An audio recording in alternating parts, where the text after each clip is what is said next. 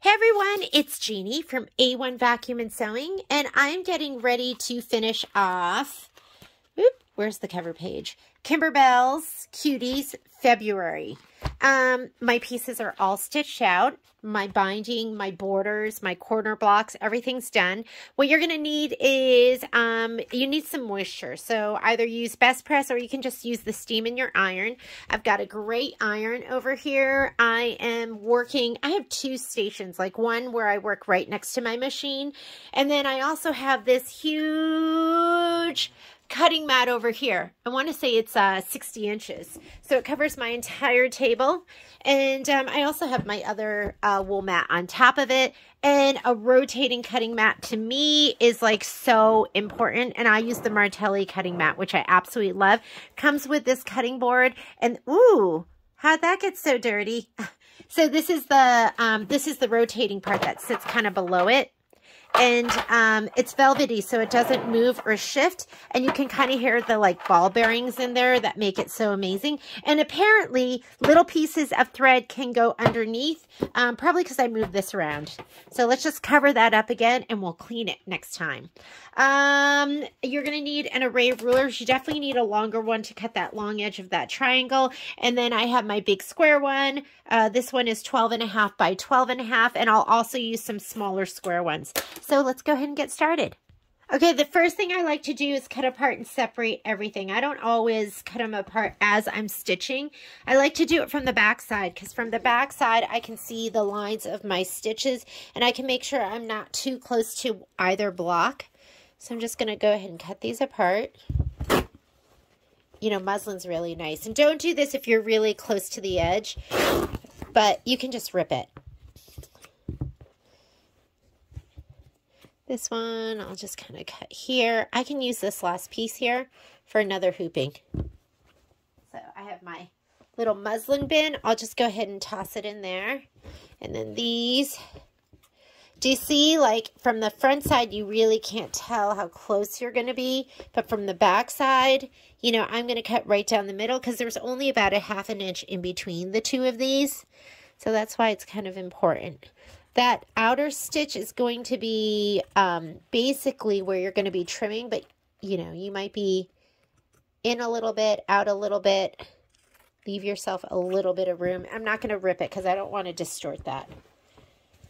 Here are my lovely corner blocks. These are seriously so cute. That one is really, really close here, so I'm going to be really mindful when I trim that one down.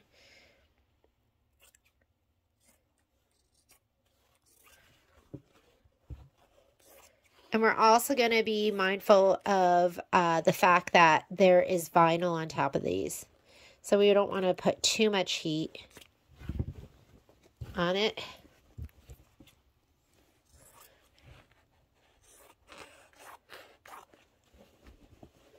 Be really careful here. I'm just going to kind of split the difference going between the two of these.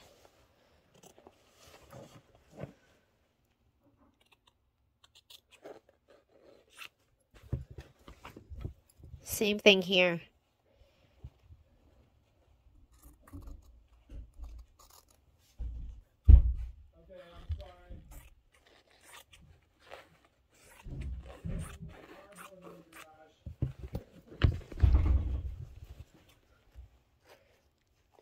And you can see I'm not cutting this pretty. I'm on the bias now. Don't try and rip your muslin. You could. That would be interesting. I'd like to see what happens. I'll just leave that because then I'll just have like a little extra piece. And then we have our binding strips right here. I'll press those and then I'll trim them. So we'll press and then trim. And then we have these inner border strips. Okay, let's go ahead and press. I'm going to go ahead, make sure you have a bubbly. You might get thirsty. Should we go this angle? Here we go. All right. I'm going to spray it from the back side, or you can just use steam. But some moisture is going to be helpful.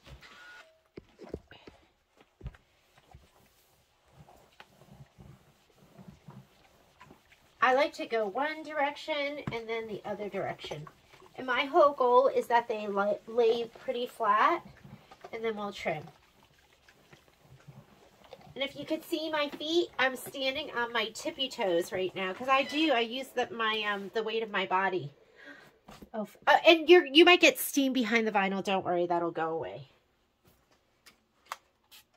I was going to cut for March, and I realized I don't have a kit. So I'm going to go to the store, and then hopefully I'll get a chance to do it tonight.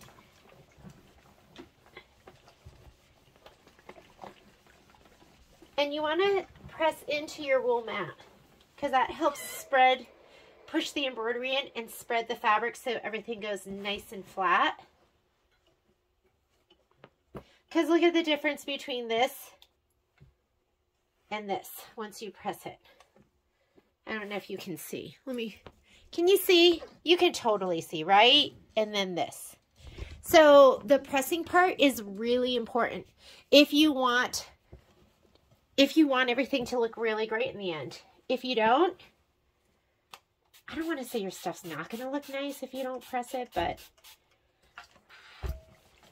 it'll look nicer if you spend the time.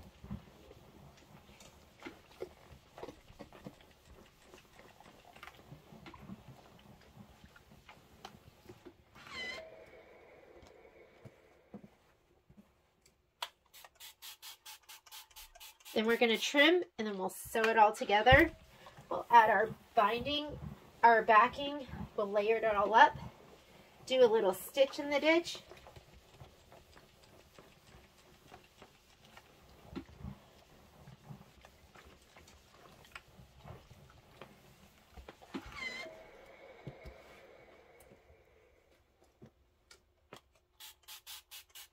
Okay, these are my, I think they were called deck of cards. I didn't even check. Non-directional. But you do want to check that. Just make sure. I think I need a footstool. I need a little more leverage. Oh, that looks so good. Here are my little love bugs. These are adorable. Let me move over a little bit.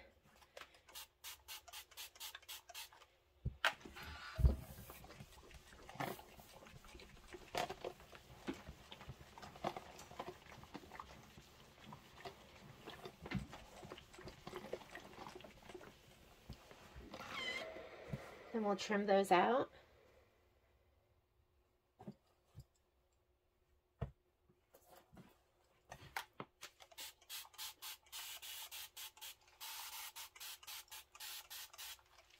I am too impatient to press. I mean, pressing is just holding your iron down. I like to iron, and I know you're not supposed to in some cases, because it can distort your fabric. But the idea of just standing here or sitting and just holding my iron in place, I don't know why. It just like, I can't do it. I need to, maybe because my parents used to say I was hyperactive as a child. I don't know about that. I don't know. I think I was just a normal kid. Kids like to move around, right? Okay, let's do this last one. Somebody has to send me the rules of pressing and ironing, because I'm sure they're out there somewhere in the world of quilting.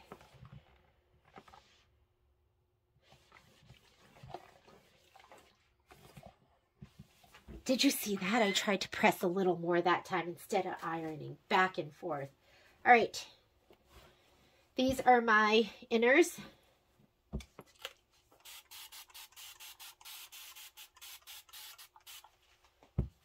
I can't remember which project we just did, but I just cut these apart and then pressed them later because it's fabric, you know, so it's malleable, it moves, and you can kind of just sew with it.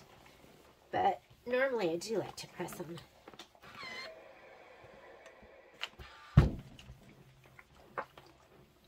right, gorgeous.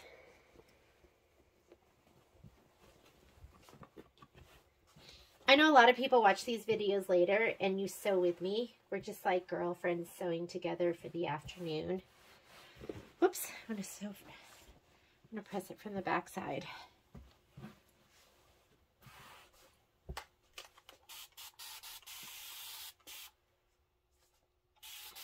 We'll just do the whole thing. Usually I will press these in the direction of the strips, like not perpendicular, but just this way. I don't think these bottom ones were ever pressed, so we'll give them a little shot of spray. You can tell how curly they are. Like they're like wavy.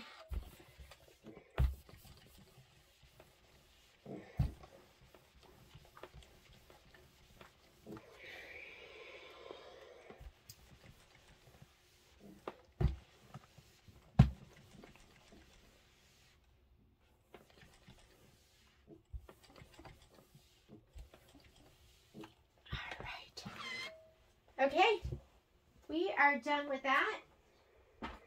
Let's go ahead and trim everything out. I'm going to we'll use a combination of a small cutting, I almost had the phone to the eye. We'll use a combination of the small cutting mat, and my rotary cutter, my rotating mat. Alrighty. I just ordered myself another ruler. I was like, I want something like this but shorter. So I just ordered a 3.5 by 12.5 because that's a size I don't have. Although I do have this 6.5 by 12.5. We can use this too.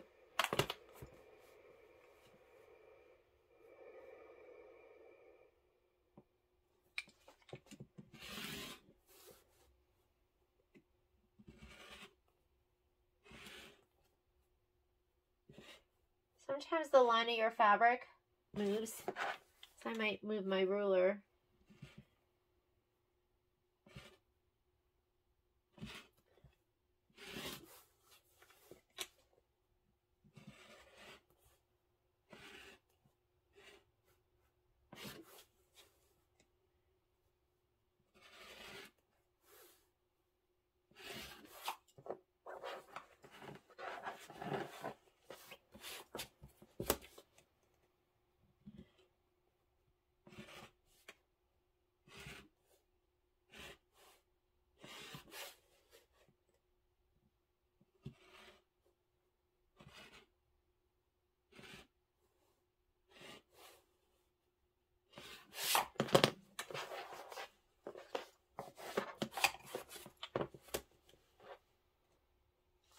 How's your angle?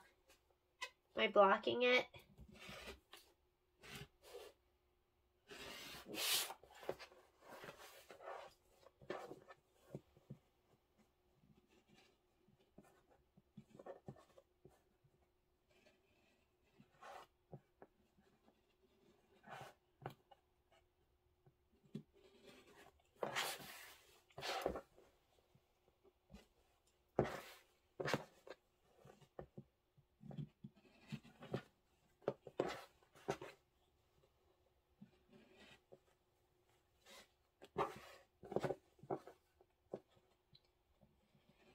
And these pieces, I can't remember how big they were, but your quilting, you won't have a quilting size that kind of goes end to end on these. So when you quilt them, you should just have centered the quilting design so it wasn't too far down on one end or the other.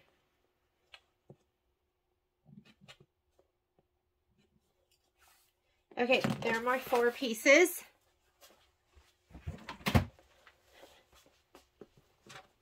Well, let's go ahead and trim these out. These are, you know what? I think these were, what, 6.5 by 6.5, and then it wanted you to cut off another 1/2 inch. Was that right? I felt like it was a little awkward, so we're just going to ruler cut it, but let me check out those measurements really quickly. Deck of cards. It says measure 2/3 from the design center point toward one edge, mark a straight line. Make sure the marked square measures 5.5 by 5.5 inches. We don't have a pop ruler for that size, so I would recommend just using a square ruler. That's going to be appropriate. And you want 5.5 by 5.5. 5.5 by 5.5. So I am, if you use a ruler like this one is the Creative Grids. The white are going to be whole numbers. The black is going to be half. So I'm going to be squaring off to the 5.5 by 5.5. I'm going to fussy cut around it, meaning I'll frame it to that 5.5 by 5.5. And that looks pretty good. 5.5, 5.5. And I'll do 2 cuts, and then I will reposition my ruler.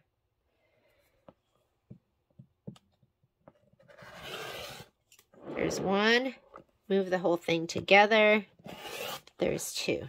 Okay, go ahead and just line up your 5.5 by 5.5 on the outside right here.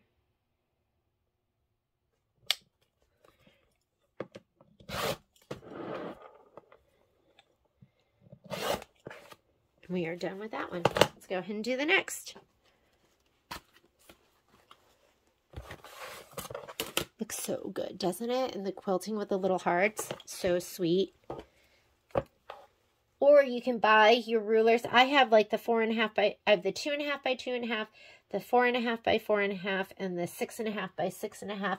But sometimes I just like to throw in an extra ruler into my shopping cart for me, because I can. And if you want, just treat yourself. Be like, this week I would like to get, I can always order you whatever you want.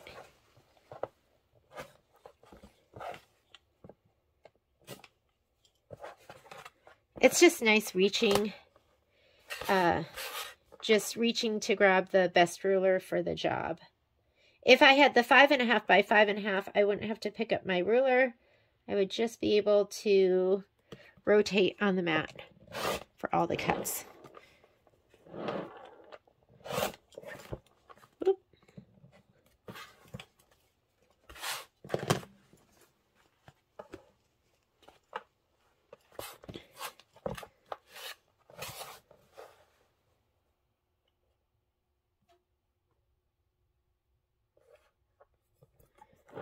Just peeking over, making sure it looks good.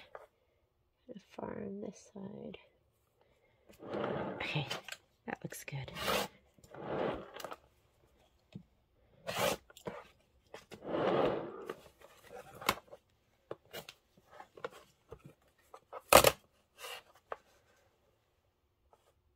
I like to, again, stand. I do a lot of standing on my tippy toes because I want to be up and above. And I know I probably look really tall in the videos from my hands because that's all you see. I'm super short. I was always, you know, when you had to line up in gym class in elementary school, and then they would be like, okay, from shortest to tallest. And I was always on, you know which end I was on. That looks good.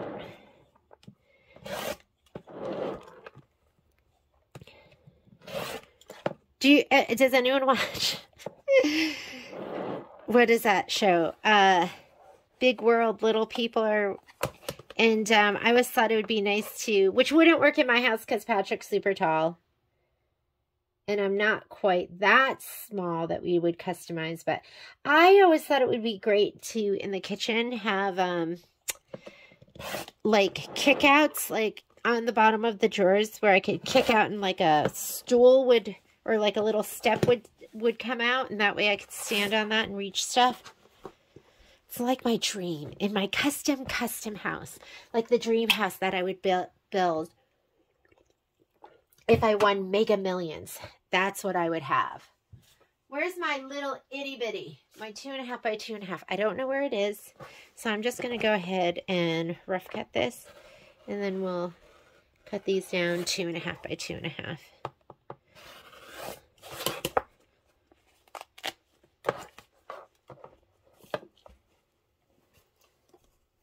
I also have this one, which I really, really like. I love, for me, the markings on my creative grids. I'm so used to them and I love them and they make sense to my brain.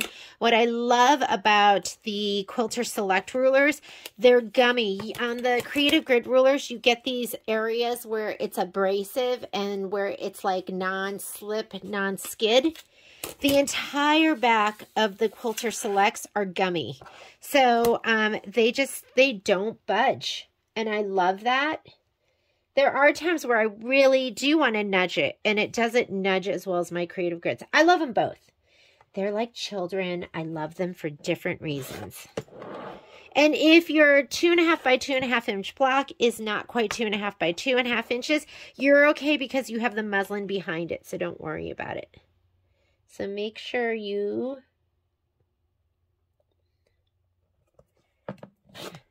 line up to that muslin after your first cut.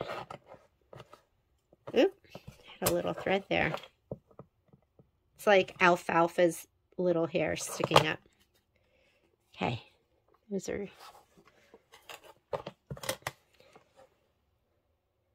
My dream sewing room. Do you ladies ever fantasize about a dream sewing room? My dream sewing room, number one, would be huge because I would invite my friends to come over and sew with me or whatever craft we're feeling like we want to do. Because I do a lot of, I used to, before we bought the store, I used to do a lot of craft dates with my girlfriends, and we would do everything from like jewelry to sewing to knitting. So I would have a big...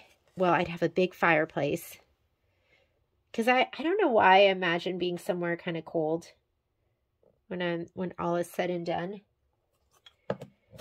So I want a big fireplace and a big couch that we could all sit on.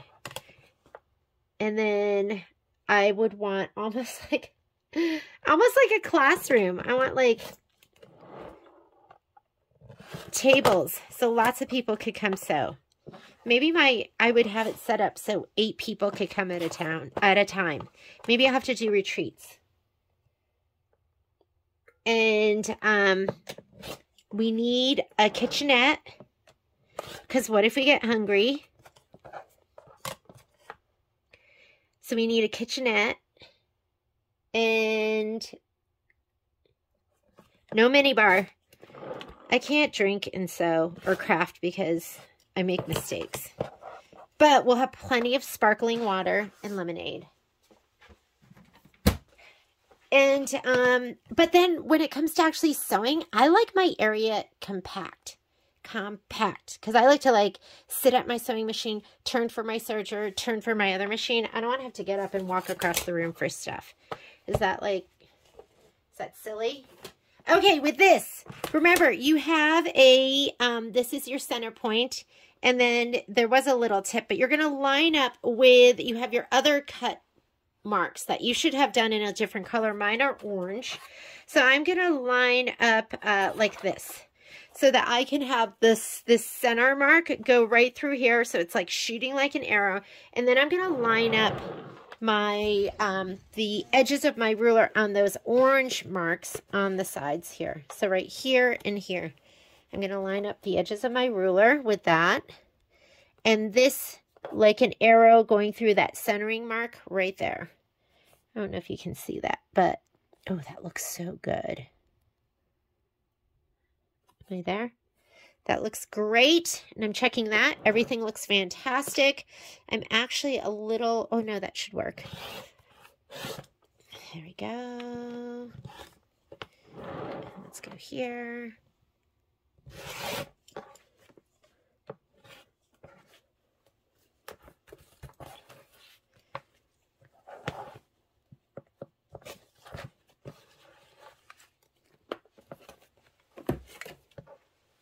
And then this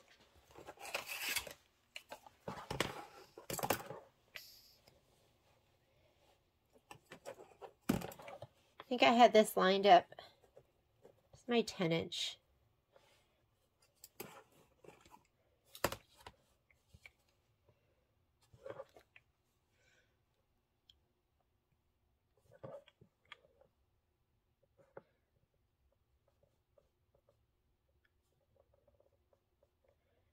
I kind of kept my little tip right here on that center mark, and I kind of dragged it down until I could line up with, I have the other marks going right through this square, and I want to line up with this orange mark down on the bottom. So it just kind of, everything is either parallel or perpendicular, and that should be great. And let's go ahead and cut. But I'm looking at this orange mark here. I'm going to bring this back up a little bit. I want to be on it. There we go. Oop.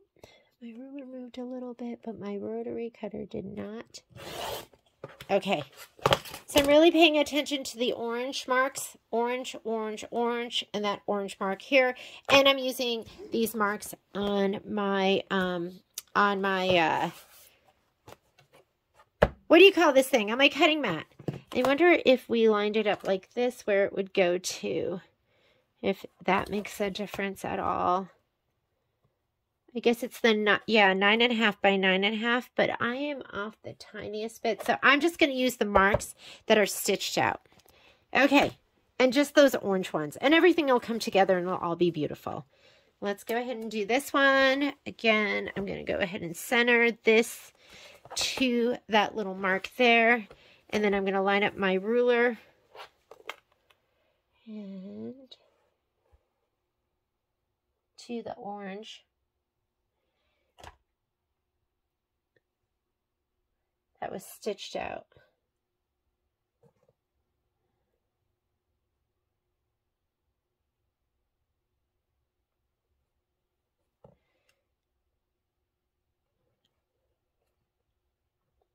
Okay, that looks great. Let's cut.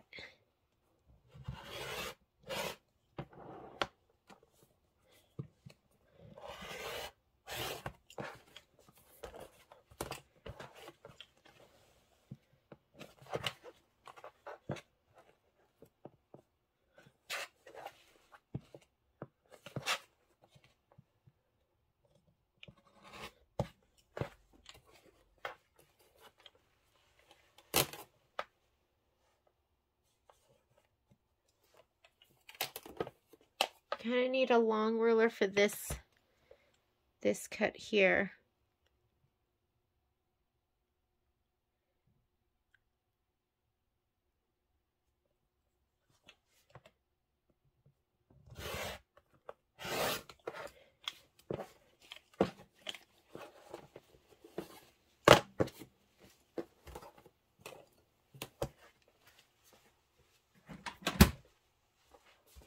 All right. 2 more.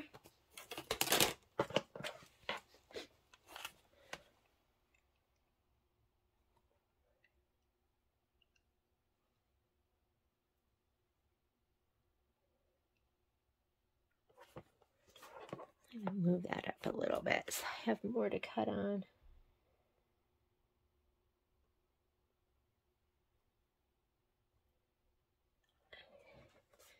And I shouldn't complain about my sewing room now. I have like a really amazing sewing room.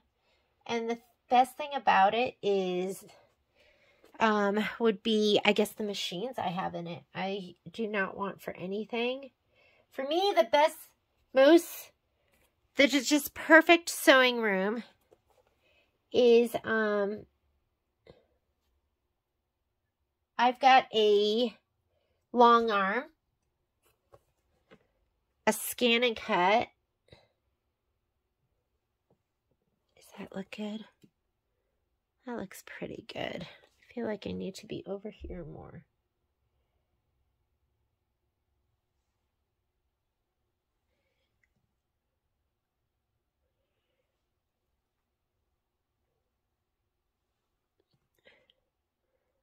Scan and cut a Triumph serger, which I love. I love my serger. Okay, here we go. A Luminaire or Solaris. I have a Luminaire, but the Solaris is equally as wonderful. And a multi-needle embroidery machine. Actually, what I would add to that would be an industrial machine, which I don't have. I don't have time for one right now, but someday I will have time. And I would love to get into the world of like leather handbags. I think that would be absolutely amazing. And I know this is crazy, but I dream of working in a sweatshop. Not forever, but like for a couple of months just to learn. I want to learn how to, I want to learn all those tricks of the trade for garment sewing. I think I would be a really good sweatshop worker. Because I love like, this sounds really bad. I love the repetition, and I can really get into like the, I don't want to say intricate or tedious, but it'd be nice to like, be nice to learn all of that too. Maybe not sweatshop. That's the wrong word for it. Manufacturing. I'd like to work in manufacturing, because a sweatshop, it sounds horrible, right? That's nowhere where anyone wants to work. But in manufacturing. Garment manufacturing.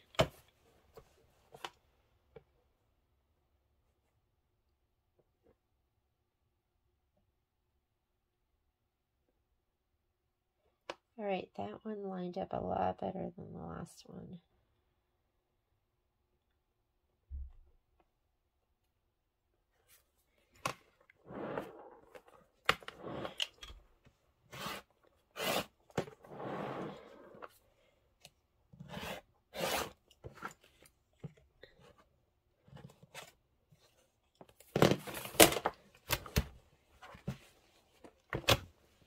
That's what happens if you rip muslin on the bias. Doesn't look quite as nice as what we were doing before. So I don't know, it just works out perfectly if you lay this down on this rotating mat and you go about 1/4 of an inch inside of that line and then lay down your ruler. I don't know how to tell you to measure that out, but I would not totally just trust the line. I'm using the line, the orange line, as well as the lines on my ruler to get some really nice cuts. And this I'm going to bring down a little bit.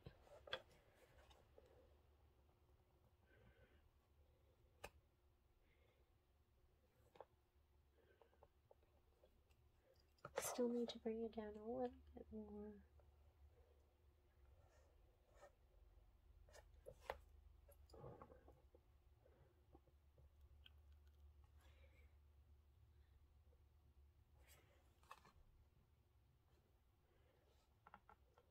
Go on the inside. I've always been like not sure when you use the lines on your ruler, do you line up your ruler with the left side of the line, the right side of the line, the center of the line? Those are the kind of questions I have. Okay. That one is done. The last thing we need to do is trim out these pieces right here.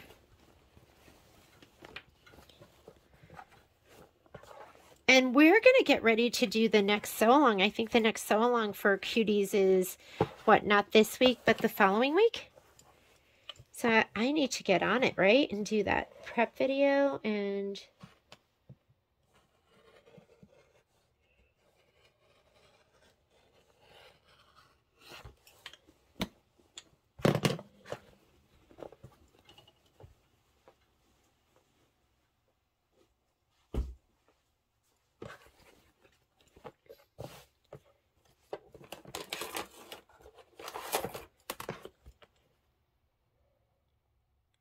And when we're done with this, then we're going to get onto the onto our sewing machine. Let's sew it all together.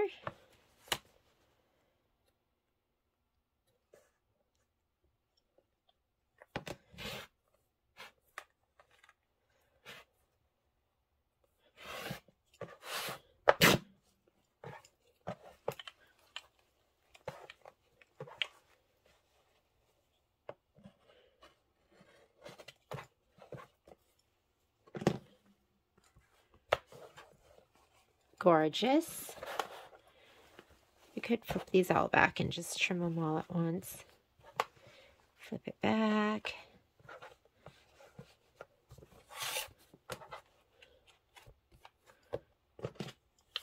I want to see, just in case.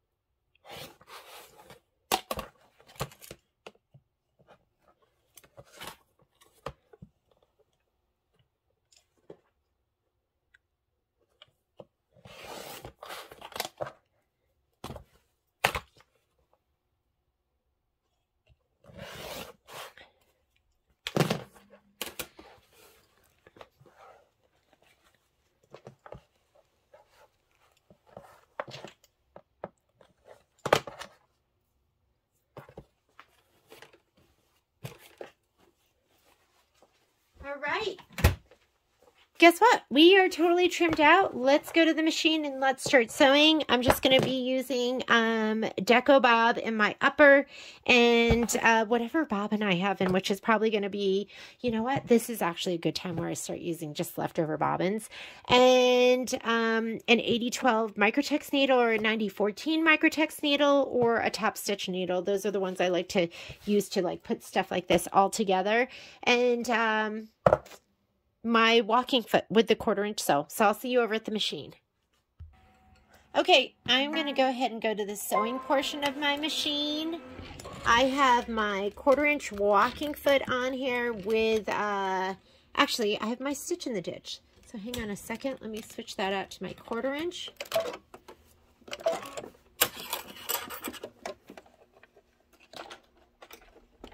I love a foot with a flange. I'm definitely a flange girl just because that helps me sew straighter. At least I feel like it does.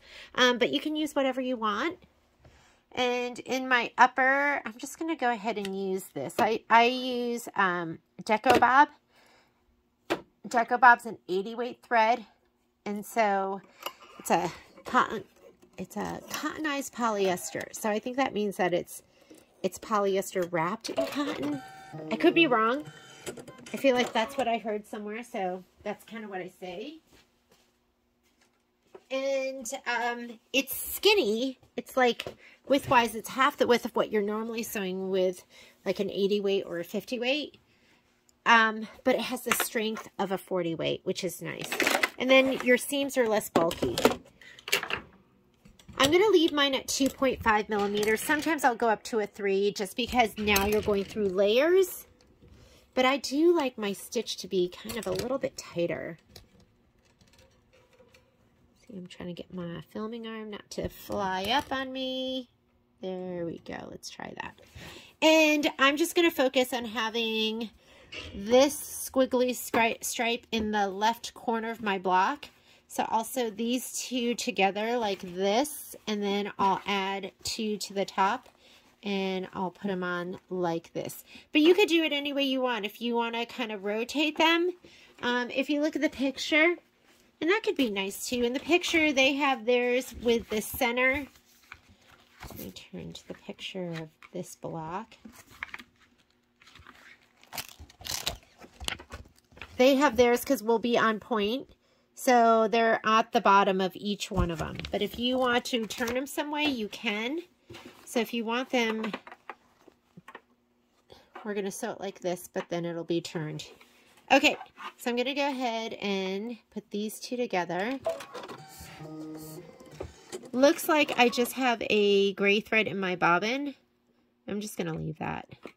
Like I said, sometimes when I'm doing this kind of piecing, if I was doing like a quilt and it really mattered, I would probably be matching my thread. But for this, I'm just putting this all together. It's going to be a table topper, and I don't imagine it's going to be going through the laundry all the time. All right. I have my auto lift on. I'm going to start with my needle down, and actually I'm going to start with my needle up and a little bit in so the top doesn't get pushed away. And let me go ahead and lock that stitch. And I'm not pinning because I feel like the pins would cause my fabric to shift. And I'll sew these two together, and then I'll get the next two and we'll sew those two together. If you want to put a little lock there, you can. I'm going to grab my next two.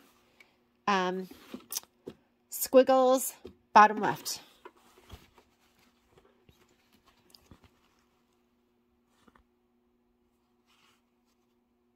I'm just going to abut this to the needle, and let's just, I didn't lock that, I'll just lock it right there.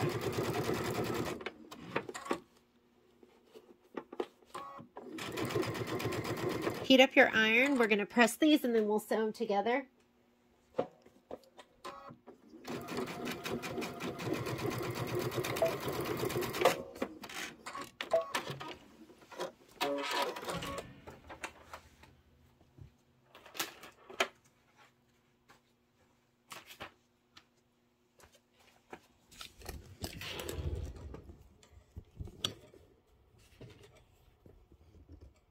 Whoop, there he goes.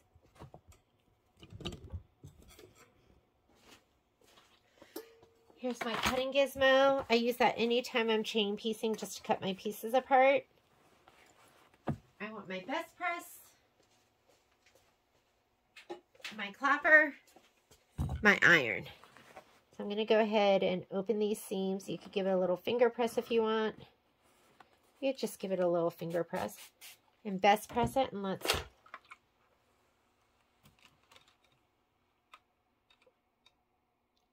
I actually do press sometimes, like right now. I'm going to clapper that seam just to get it to lay nice and flat. It depends on the project. Like when I'm dealing with stuff like this that has thick seams, a lot of times I will clapper it because I want it to lay as nice and flat as possible.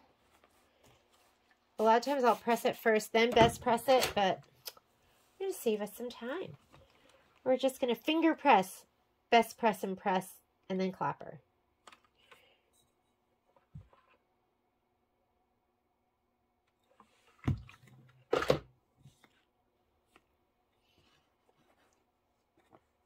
Okay, now let's sew these two together. We're going to go like this, and then when we're on point, diamonds are going to go like that. Okay, so I'm going to sew it together right here, just fold it over. Let's go back to the machine.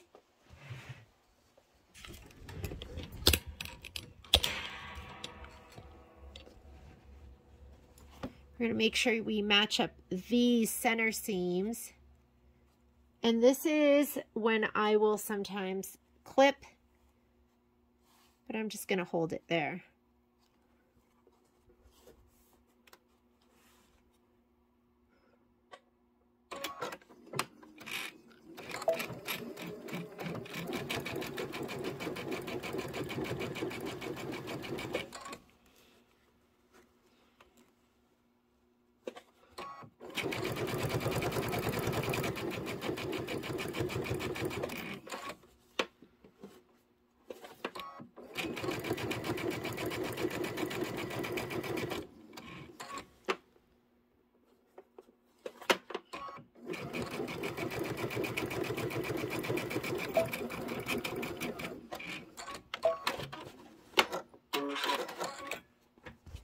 Let's press.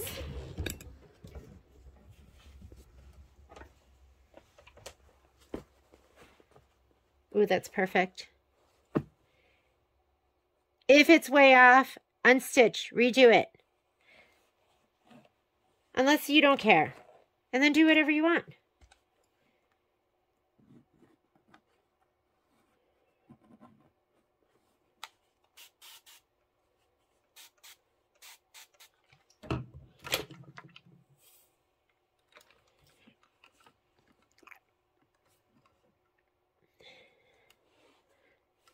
Oops.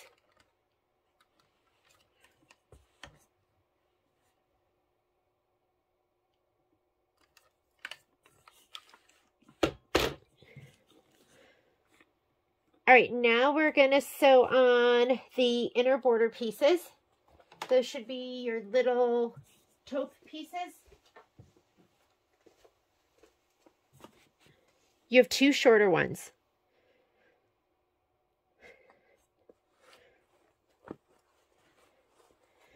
So choose your two shorter ones.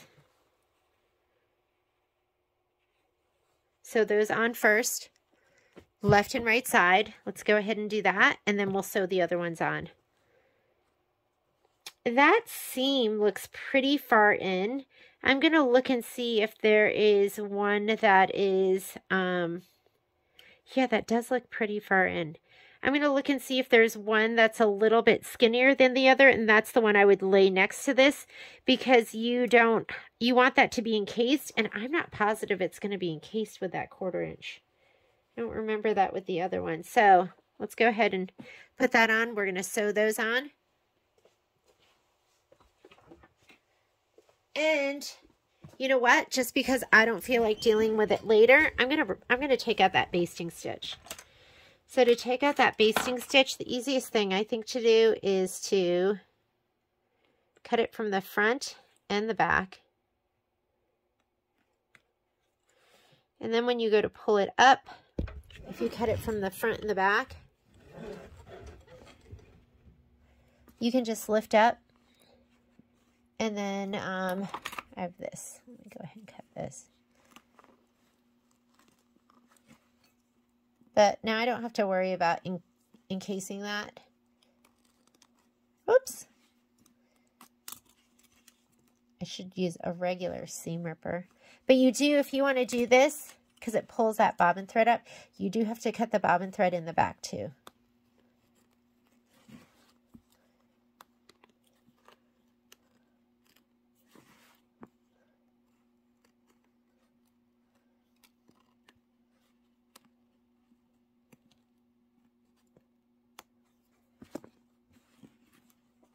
Okay, it just looked really thick to me, and I don't know if it was going to completely encase. And it'll be easier to take it out now instead of having to take it out when it's sewn on. So same thing, I'm going to go ahead and get this stitch in the front and the back.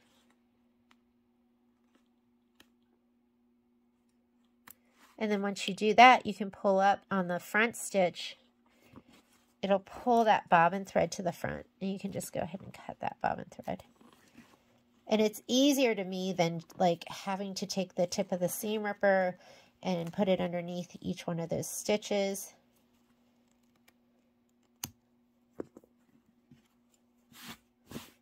All right, those two are ready. Should we just do this too? Let's do them all while we're here. Front stitch, back stitch, and then grab on the front stitch.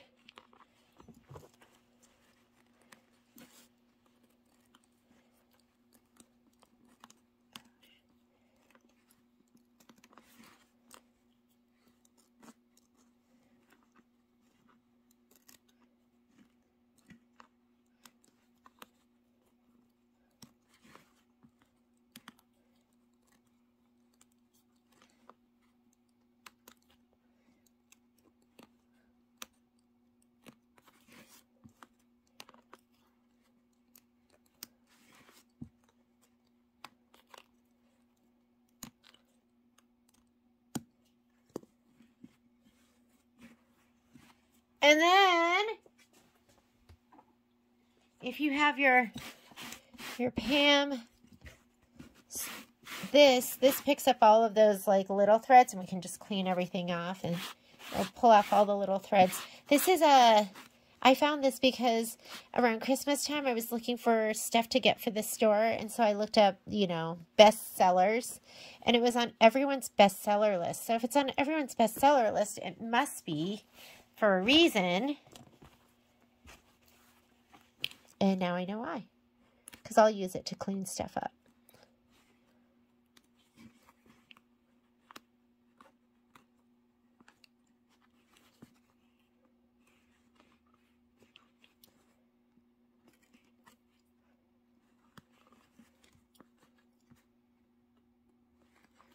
You know, lots of your tools are multi-purpose tool in your sewing room.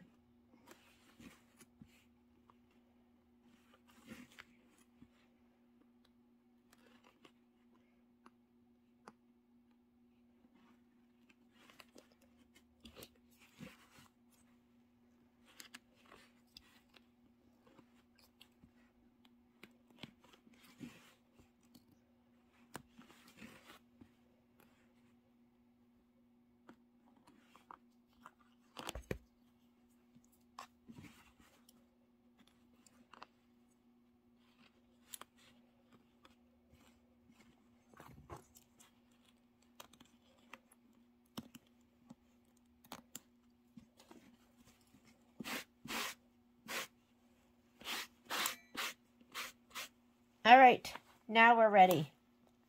Short ones first, to the machine. It's kind of like to the bat cave. Like we're like sewing superheroes.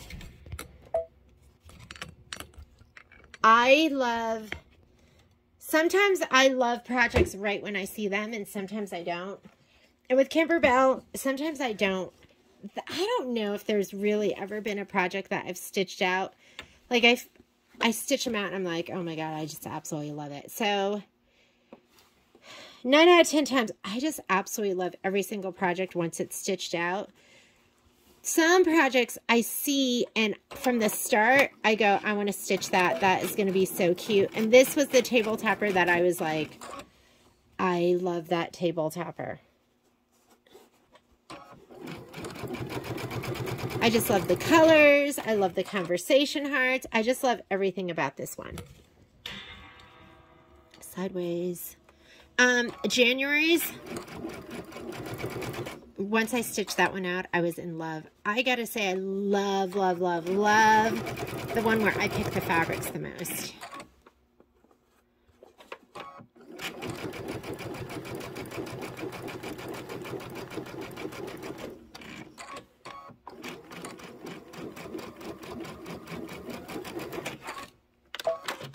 Other side. It doesn't bother me if it's not totally matched up top or bottom on these, because I just kind of, I ease my fabric and I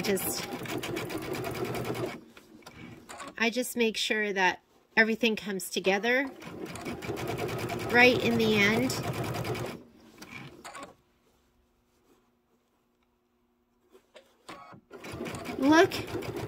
Look at where it's ending, and like right now I'm a little longer here on this one than the top one, so as I'm sewing I'm just pulling on the top one the slightest bit, and then they'll be perfect when they come together at the very end. So pay attention to where you're going. Okay, we're gonna press. And then we're going to sew on the top and the bottom. Be mindful of the side that you pulled out your stitches.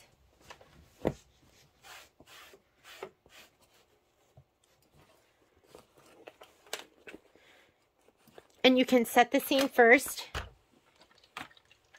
They didn't give instructions. I mean, it would naturally, you know, press this way if you wanted to do that, but I am going to just press all my seams open just so everything's not so bulky in the end. But you see how nicely that would just kind of go Should we just do it like that? And then we'll press this one back. It won't be too thick, will it? Let's just do it like that. We'll try it on this one.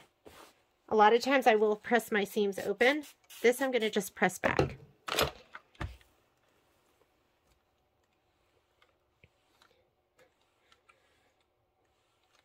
I'm not even going to clapper that.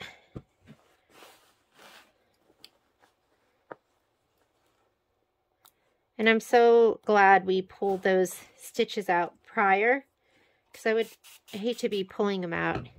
And mine were a little bit darker too. I did mine in that like charcoal gray, or that light gray.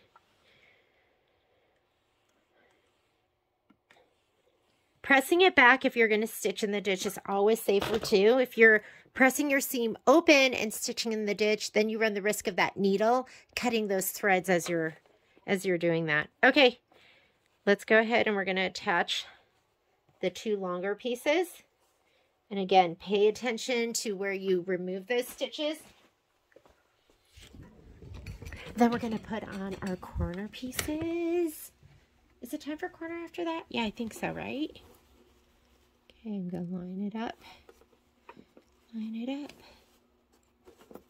And it's not totally, it kind of comes in here a little bit, so I'm just going to move my fabric over to the right, the tiniest bit. And that's okay.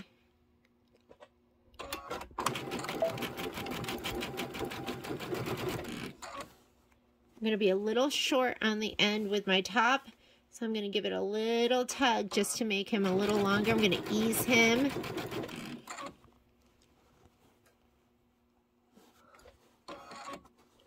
Then you got to pay attention to make sure you don't pull too much.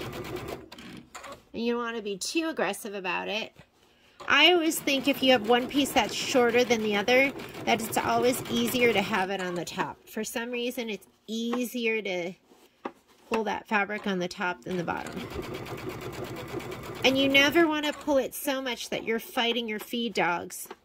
That's how you knock a machine out of time.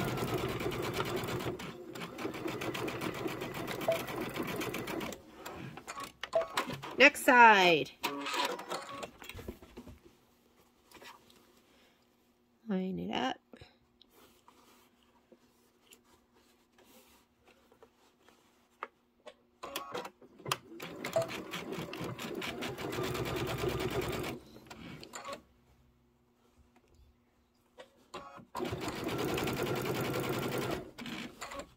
I'm just lining it up on this side as I go. And this one, I'm really not stretching or pulling at all. It's perfect length.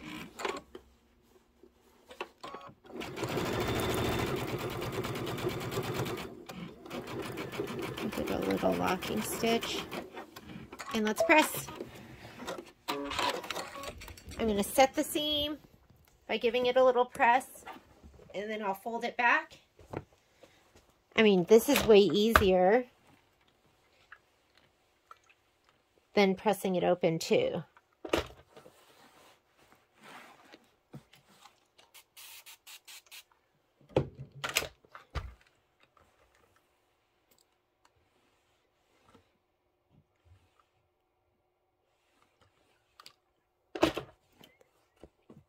Set this seam.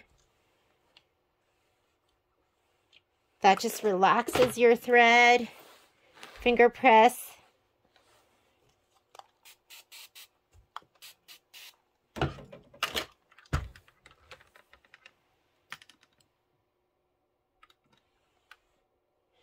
All right, now we are going to add the corners.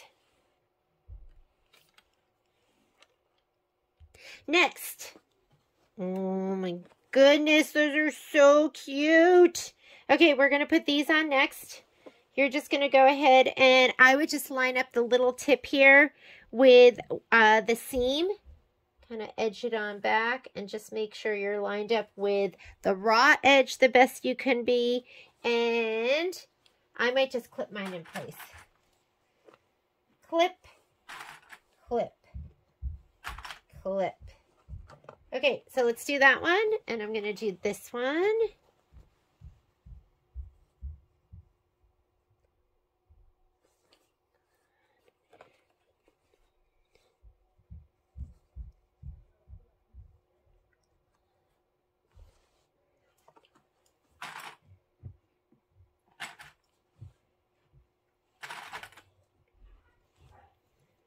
Okay, check those. Perfect. The point matches the seam and the point matches the seam. Let's sew these on.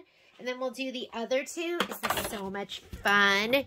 It's like, you know when you do a puzzle and you get to the end and you're just putting together the last most important pieces? That's what we're doing right now. 1/4 inch.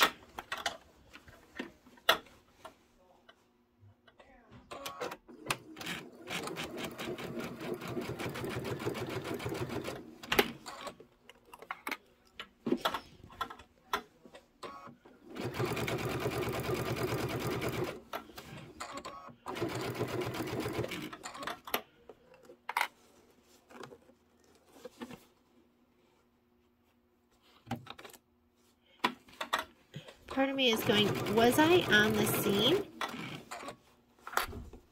Let's see. Yes, I'm on the seam. Sometimes I have to manage the fabric on the left-hand side because for the most part, I leave my embroidery arm on and it just kind of gets in the way sometimes. A little bit of a pain in the butt. That is like the biggest reason I'm considering that unique furniture. I love my koala table. But I would love for it to be, ooh, look at that. Perfect. I would love for it to be like flush all the time where it's always, where it's just easy to just take that piece off.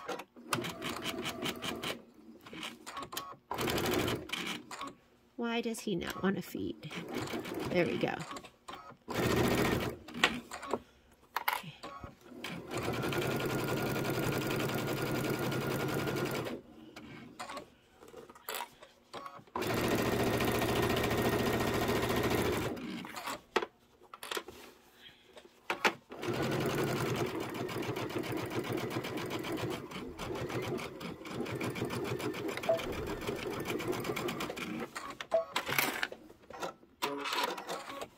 And let's press.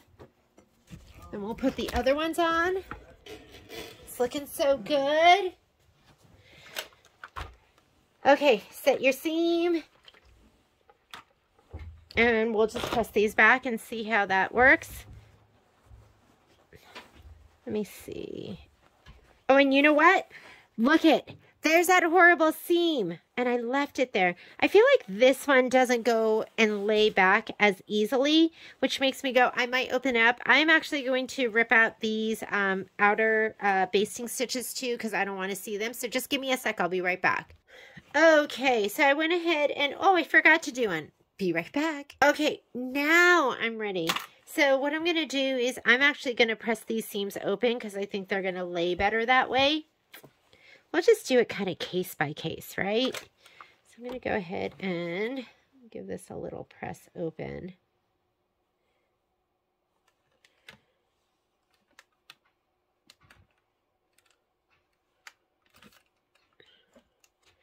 Do that, give it a little best press, press with the iron, and then we'll clapper it. And we'll do the other side.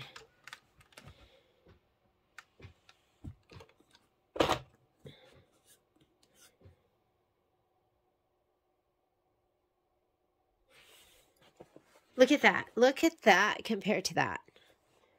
Okay, I'm going to go ahead and do this side right here. This, and we'll spray it. And then we'll clapper it. That seam, like right there where that comes together, is so nice and flat because I clappered it.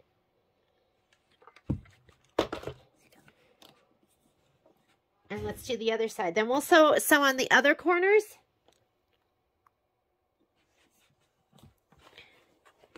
Okay, let's do this side now.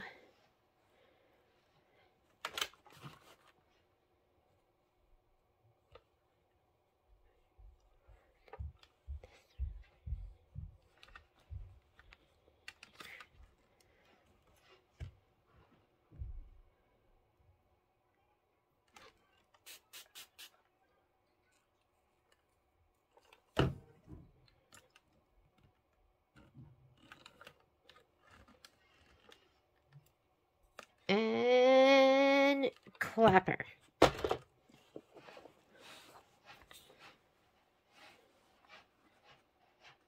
I feel like the clapper and the pressure too is important. Just sticking the block on there is not enough. Like pressing down on it makes a difference as well.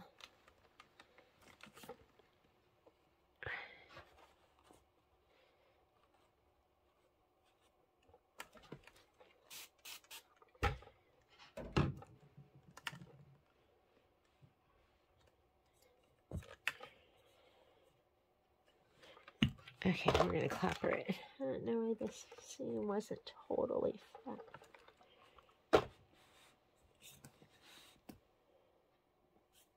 Okay, now we're going to sew on the next. Look how cute this is. Love it. Let's sew these on.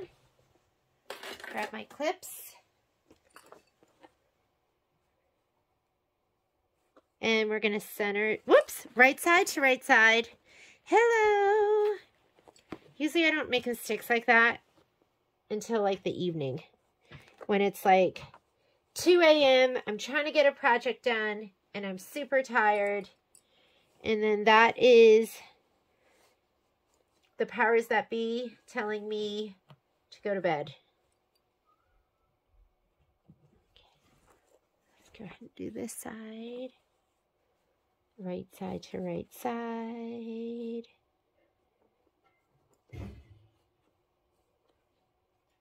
That looks great.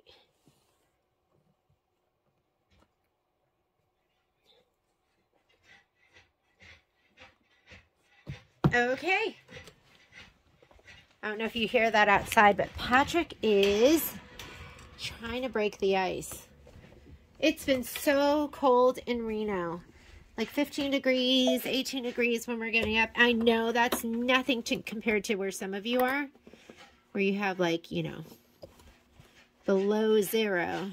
But for us to have like sustained weather that's cold like that, I don't want to say it's unusual, but usually we have a break in the weather and it gets warm for a couple of days, but we have not had that this winter. It's just been, once it started snowing, it's just been cold.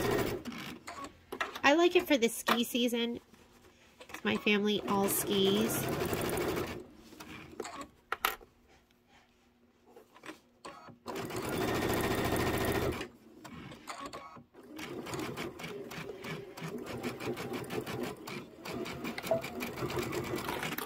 All right, let's do the other side.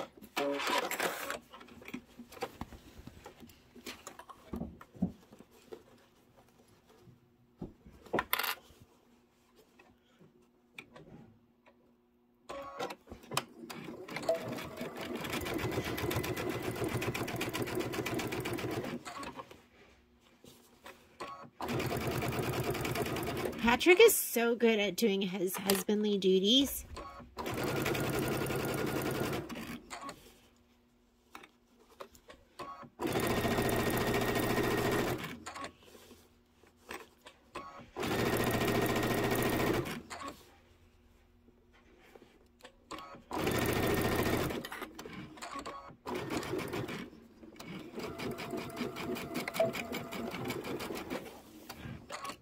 All right, let's press it.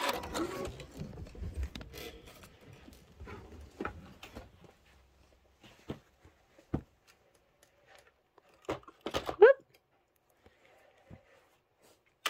Set the seam.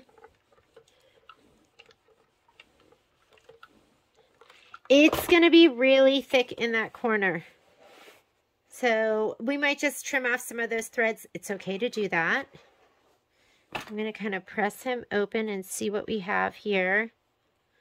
And if you want to just clip it, you can. Like this thing right here. Just don't clip it right at the seam. Where are my black? I'll use these. These should be good.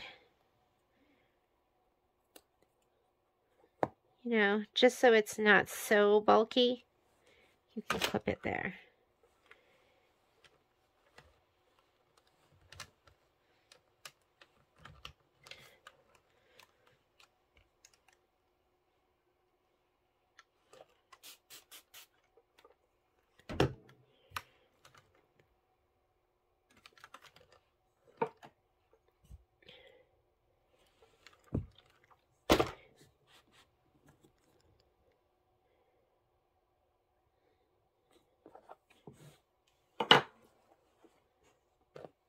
just gonna clip just that. It's not really dependent on anything.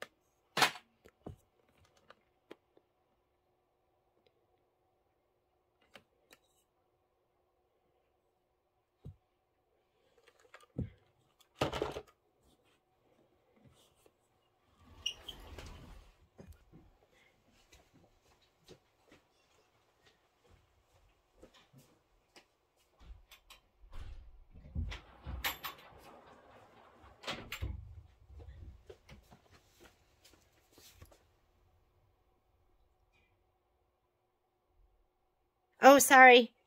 I forgot to hit record. Forgot to hit that. Or pause. Patrick left the door open, and so I went and shut it. And then I was confused when I looked at the camera and I didn't see the button to record again.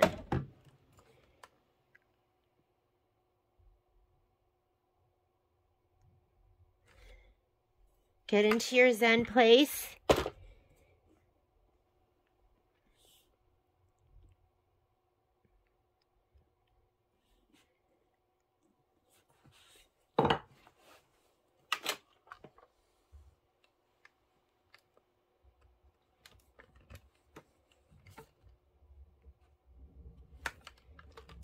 I'm just going to cut this right here. It's crazy how much just that little corner coming off is going to make. And the clapper. I'm telling you, get your clapper. You'll be a believer.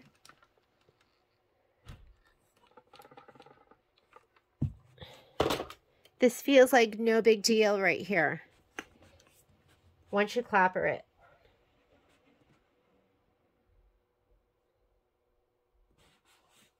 Okay. These are all the same length. So we're going to put 2 on. And then we're going to sew the corners onto the other one. And then we're going to sew that on.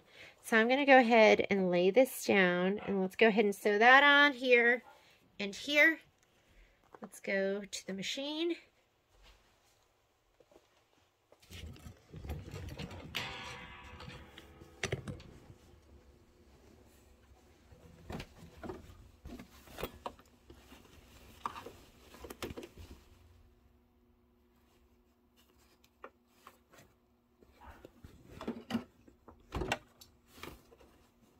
I had, the other day I couldn't get my, I was struggling to get my, my hoop on, and I had wedged a Wonder Clip into my embroidery arm where the hoop fits in.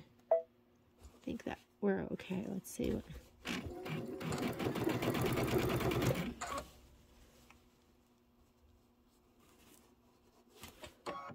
And I just couldn't figure out what was wrong with my machine. Luckily, Patrick was here and he saw that it was just me. I was like, oh no, I broke my embroidery arm. That was my first thought.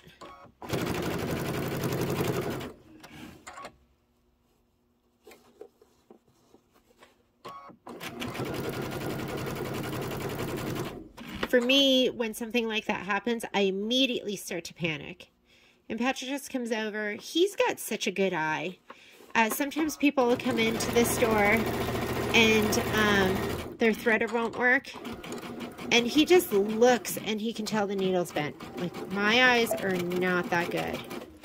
But he'll just see it and be like, oh, your needle's bent. That's all. We'll just put a new needle in and it's fixed.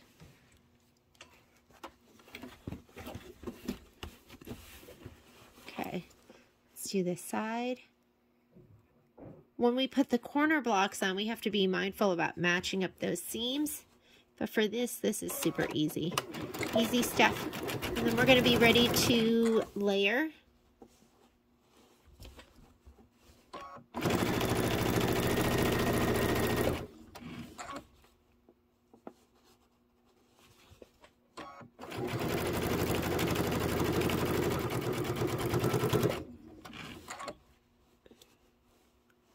Oh, I should have been giving this one a little tug. It's a little bit short, but that's okay. We'll make up for it when we sew the other sides on.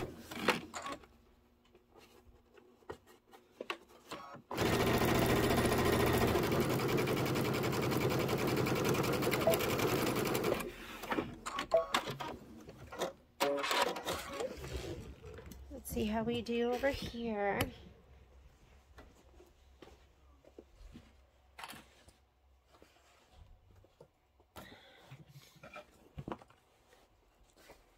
They look amazing.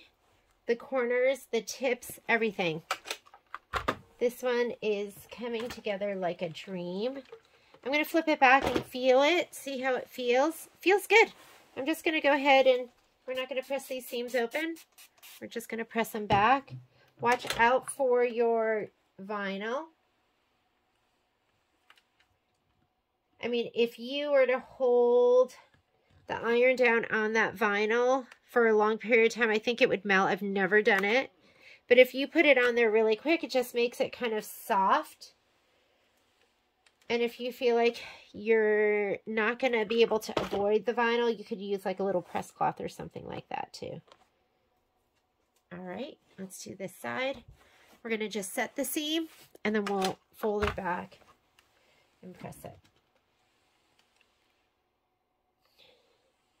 Like I said, whenever you're stitching in the ditch, it's always safest to not open your seam up and just fold it, flip it. Oh, what happened here? Do we run out of thread? Okay.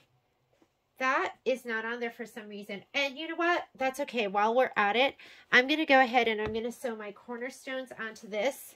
So grab those. And let's look at our pictures and see which way the left, because this is going to be, I think you're going to want it like, I'm not sure. So let's go ahead and look. They have it so it is facing in. So they're like that. So you can read them right side up. So let's go ahead and sew these on as well. We're going to do it like this. Okay. And, for some reason, my thread didn't catch there. We'll go ahead and fix that. We'll sew the little cornerstones on, the corner blocks. Get over here, camera. Here we go.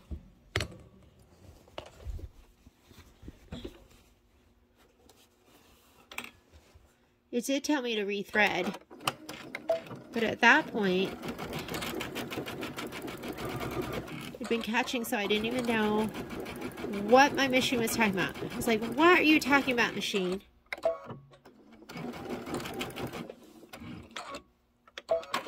I'm a manual lock kind of girl. I really don't use the automatic locking stitches that much. There are a couple of times I will use it. I mean, and it is, you know, dependent on the project and what I'm doing in the project.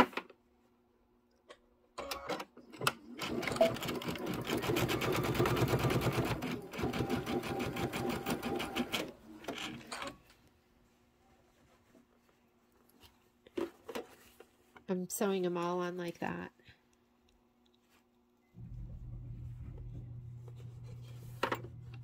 My auto pivot is on again, or my auto lift, and that therefore when I stop sewing, the foot automatically lifts up and then I can slot in my next piece. I am going to do this. These are long, so I'm just kind of making it kind of go in a U.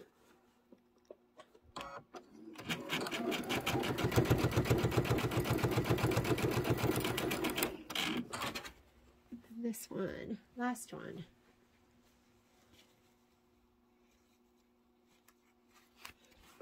And then I will cut them all apart. And I'll keep my fingers crossed that everything fits together perfectly, which I have a good feeling about, right?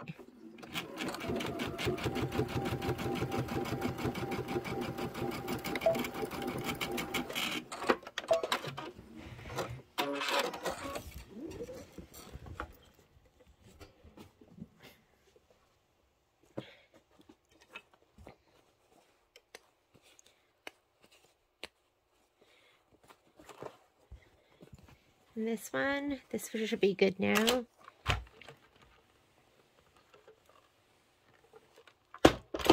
We're just gonna hold this back and press. Give it a little bit of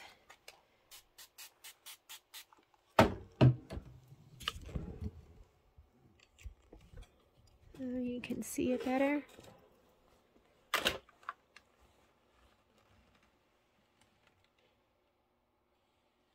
And I'm not opening up these seams because they just lay nice and flat. I don't feel like I'm battling it. It feels just natural.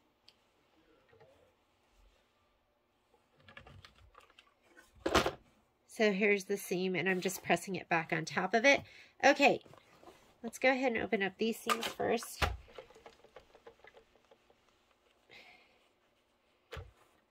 You want this to go the opposite direction. So if it goes like this and this seam is this way, I'm going to press this seam in this way towards the, I'm going to press the seam towards the border strip.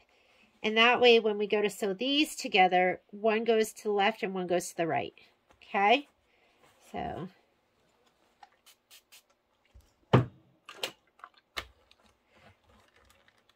So all of these, we can give it a little press just to set the seam, and then we'll press them all in this way, this direction. Don't worry about your red fabric. It changes colors when you put heat to it. It gets really dark.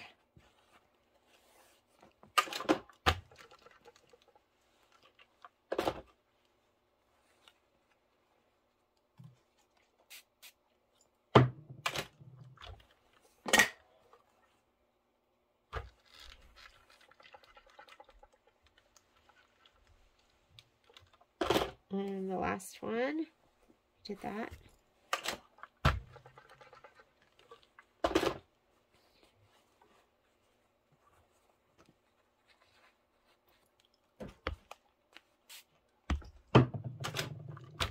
I'm not cloppering any of this.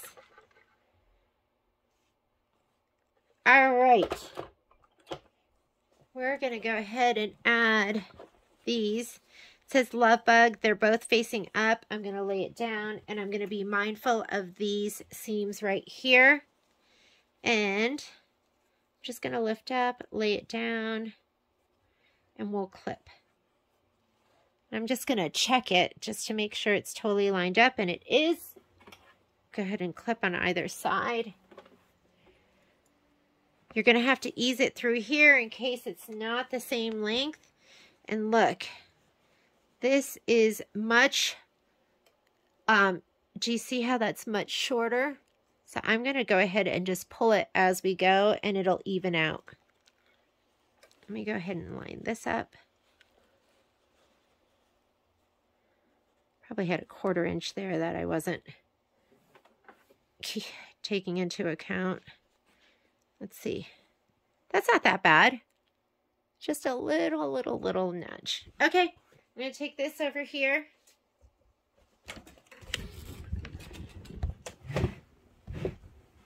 I think I didn't have it lined up on the end. That's why it looks so exaggerated and uneven. Come on, it's my piecing. My piecing's never that uneven.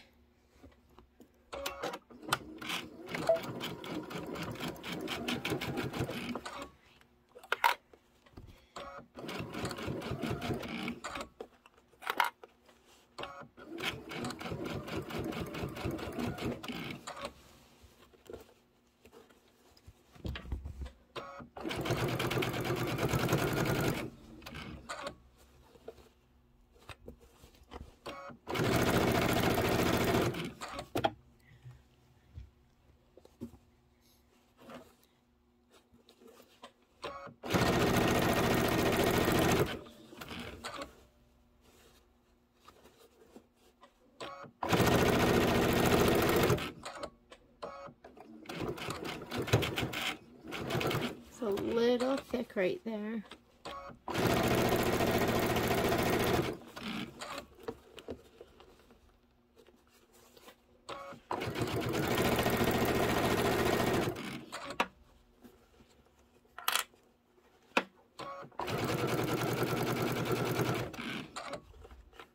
That fabric back down if it gets folded, and lock that stitch if you want, and looks great. Everything is lined up perfectly. Let's put on the other one. I want to make sure my love bug is facing down into my project. I'm going to match these up right here. Make sure those look perfect, and they do. One seam goes one way, one seam goes the other way because of how we pressed, and then it's going to be less bulky. I'm going to line up the very end, and let's sew.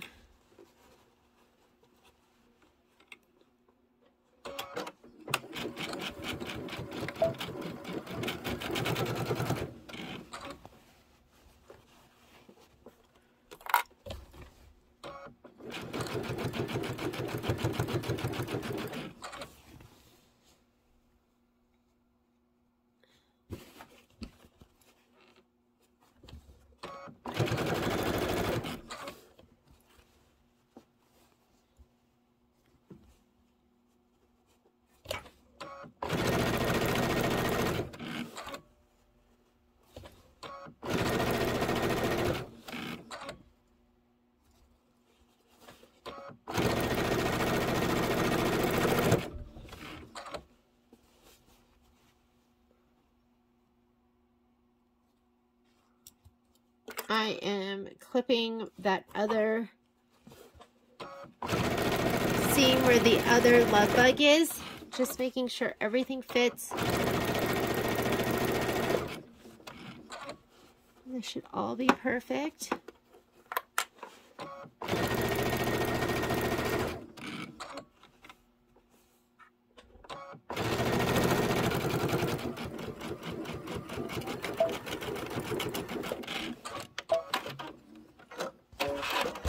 And let's press, and then we're going to be ready to layer it.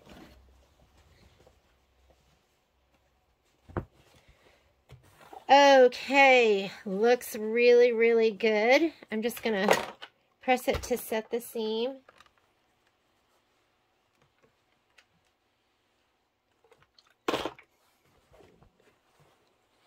And it goes back nice and easy, so we'll just leave it that way.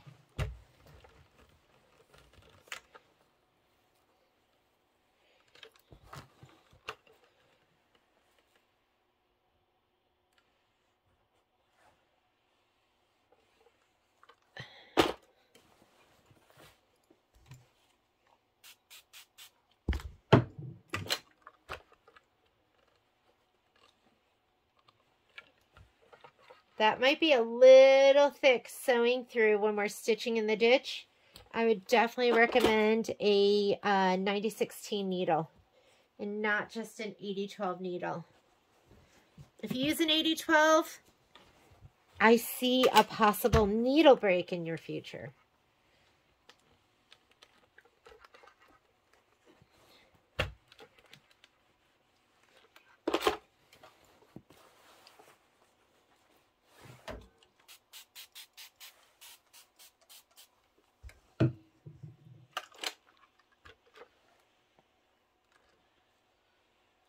And that's okay. We all break needles. I know it's scary sometimes. Isn't that funny, the way the color changes? The fabric? Color of the fabric changes once it's like wet and pressed.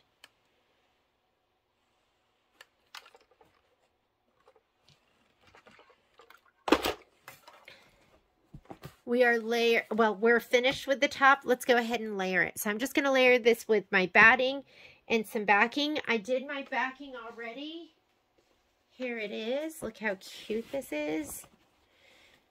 That way I could use up all my extra fabric. So I'm going to go ahead and layer it, and then we're going to do some stitching in the ditch, and we'll put the binding on.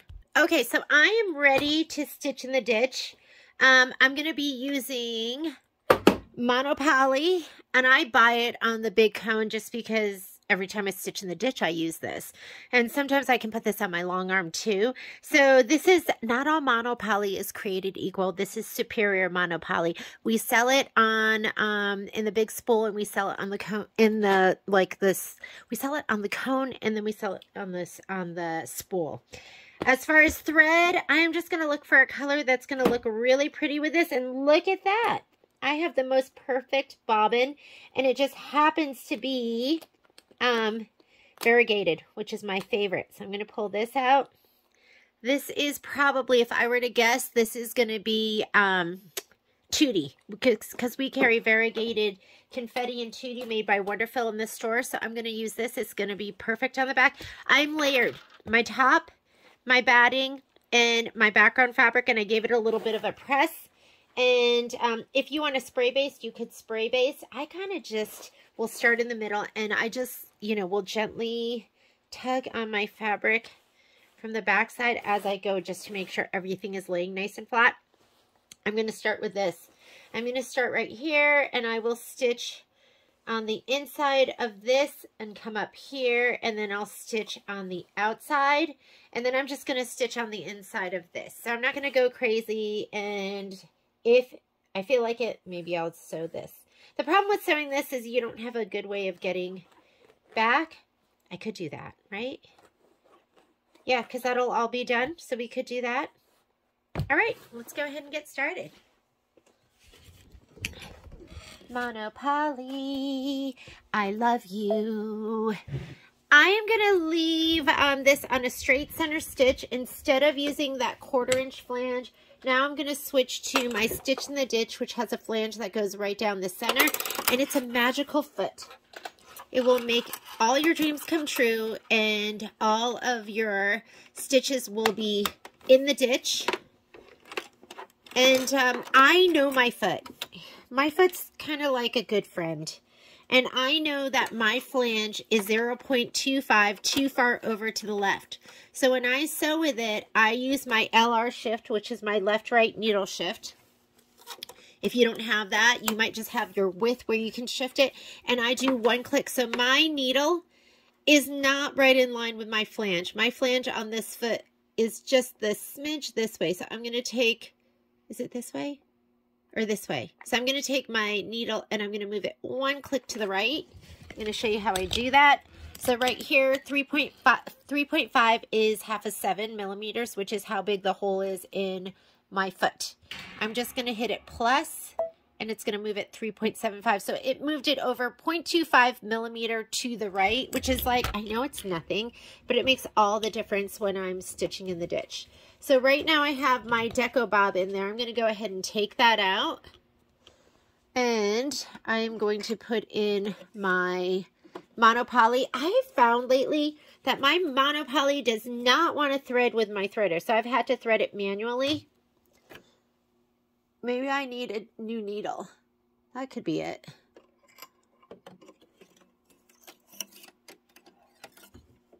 Let's give it a go. It did it. It did it.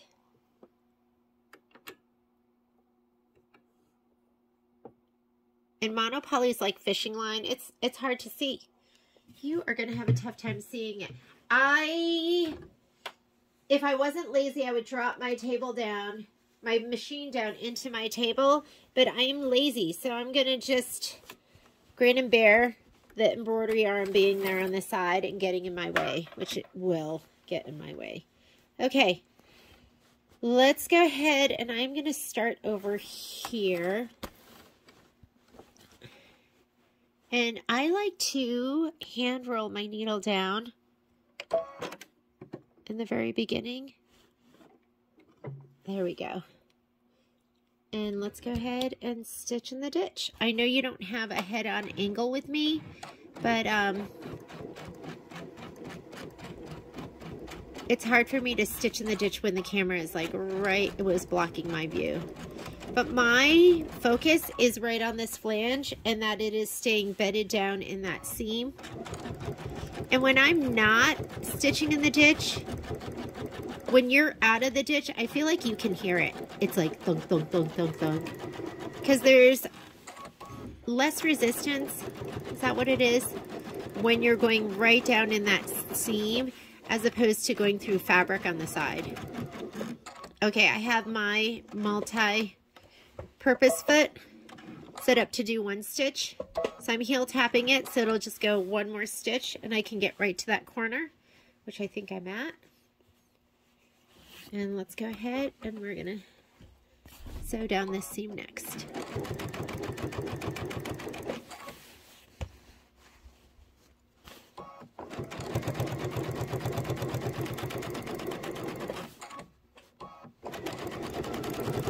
Whoop, did you hear that? I was out of the seam. I could hear it. I was too far on my right hand side.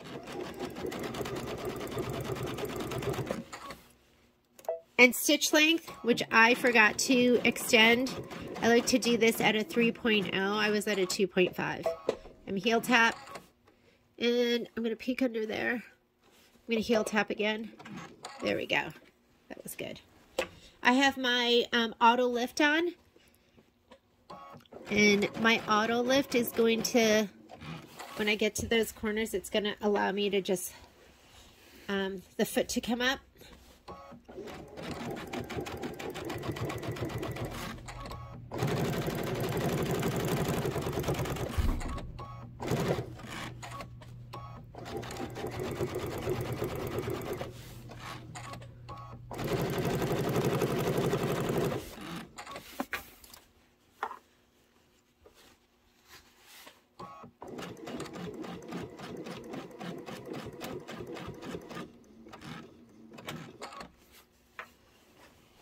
I think I need to do one stitch this way. Whoop. And then we're here. There we go.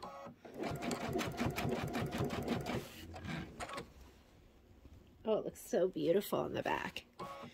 It's absolutely gorgeous.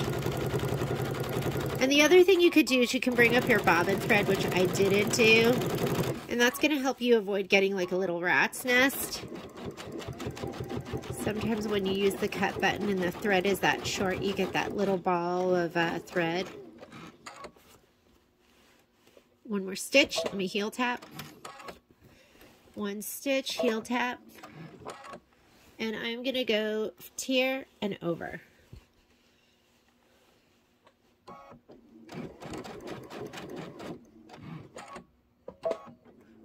Let me see if I'm right there. Peek underneath. Now we'll go on the inside. Whoops, sorry about that. I've got cords. I've got stuff hanging off my filming arm.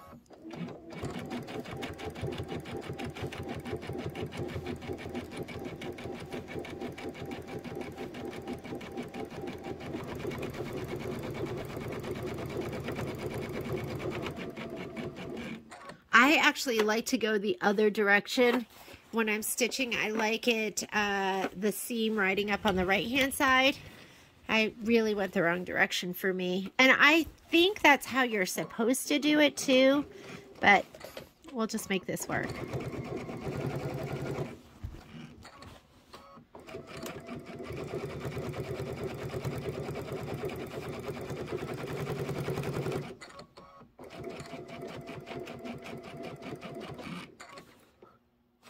Looks good. That does not look good. One more stitch. Heel tap for me, because that's how I set up my foot, and that ashla doesn't look good. So when you're at 3 millimeters, sometimes when you go to do your turn, you might be a little bit too far, a little bit too close, because you're working with a 3 millimeter stitch. That looks perfect. Here's the back side. Uh-oh. We're going to have to deal with that. Got a little pinch there.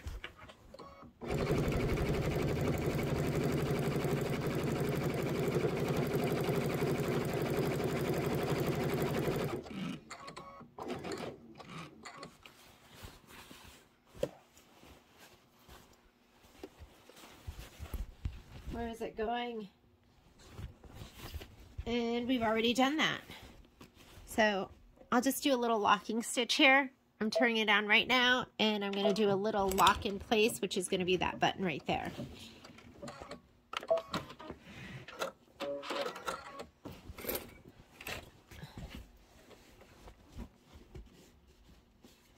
Okay, I'm going to go ahead and stitch inside,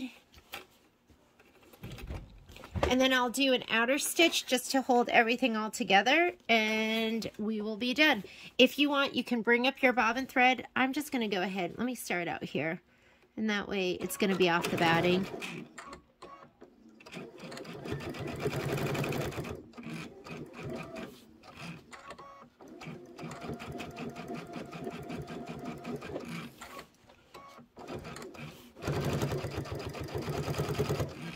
Sometimes I like to give it a little spread as we're stitching.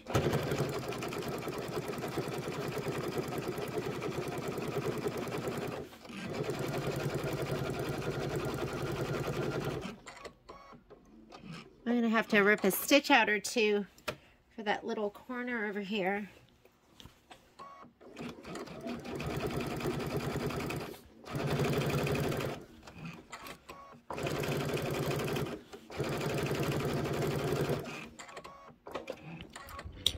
Sorry about that. Sometimes I'm not paying attention to my angle.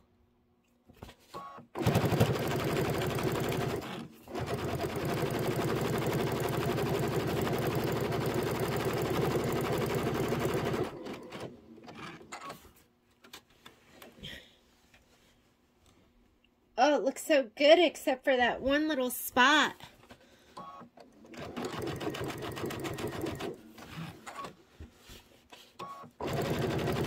I'm going to take it out and just ease that fabric and just make it perfect.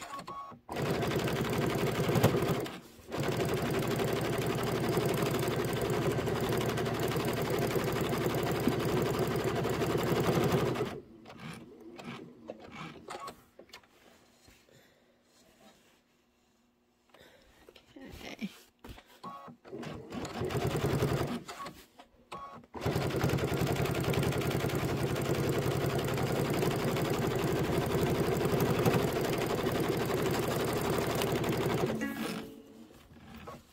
Check and rethread my upper, which it did indeed break.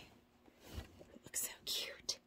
Okay, let me go ahead and put my foot up, and let's see. Oh, it got caught. If your thread ever breaks, first thing I want you to do is I want you to follow your thread path. And if you look at mine, my monopoly is on my thread stand, and it's on the very left, so it did get caught underneath the actual thread itself, which is kind of hanging off to the edge. Whoops, sorry.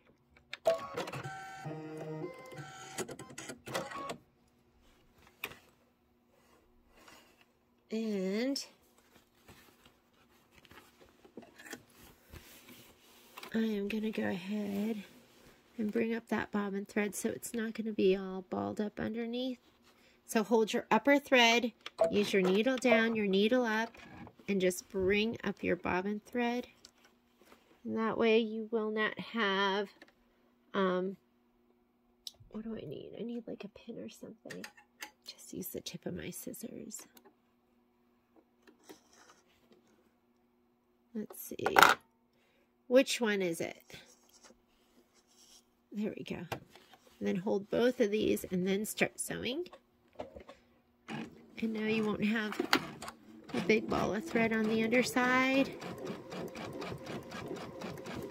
And I'm back to where I started, so I'm just going to sew right off into the batting.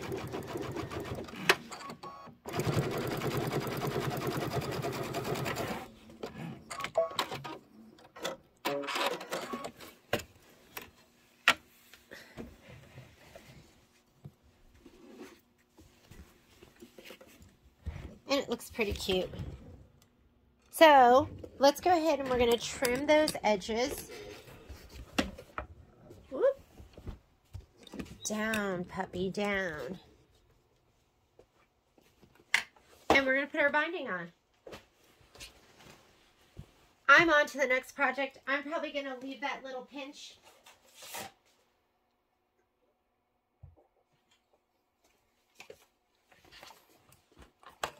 I might just press it super flat so nobody notices.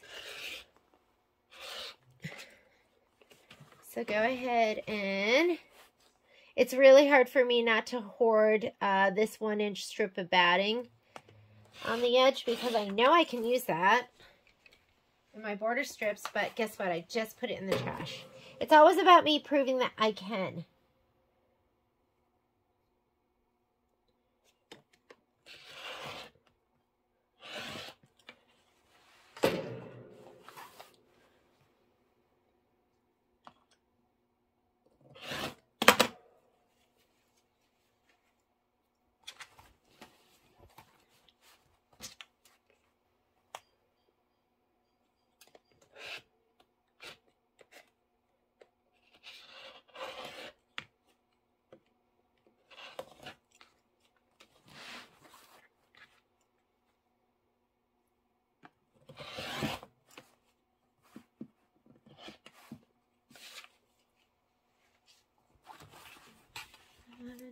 Last side.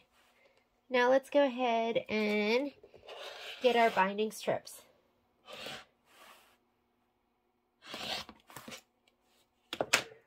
Oh, and you know what I do like to do a lot of times is I do like to sew that down before I trim it, but I didn't because I was rushing. So I'm going to grab my binding strip. Here it is right here, and let me go ahead and sew these together, and then we're going to press them. So I think I have 2 of them. Let me put my regular sole on, and I'll use my projector. When I'm doing something like this and piecing, I like to sew at a 1.8. I just like it super tight. I know a lot of people piece at 2.0. Some people piece at a 2.5, and we're talking millimeters. I'm going to go ahead and just use my regular sole. Oh, and let's turn on my projector, which is going to be right here. Let's pop that off. Put this one on. Somebody asked me, they asked where the rainbow strobe comes from. And I don't think you can see it right now, but it's just from the camera. And oh, you can kind of see it. That is not a special feature. I did not upgrade my machine. I'm going to take my thread out, although, yeah, I'm done with this. I'll top stitch with something else. So I'm taking out my monopoly. I'm going to leave this color in here. Let me see if I have that. Oh, here it is. It's so pretty. I'm going to put this in my upper too. Isn't that pretty? It's kind of perfect for this project.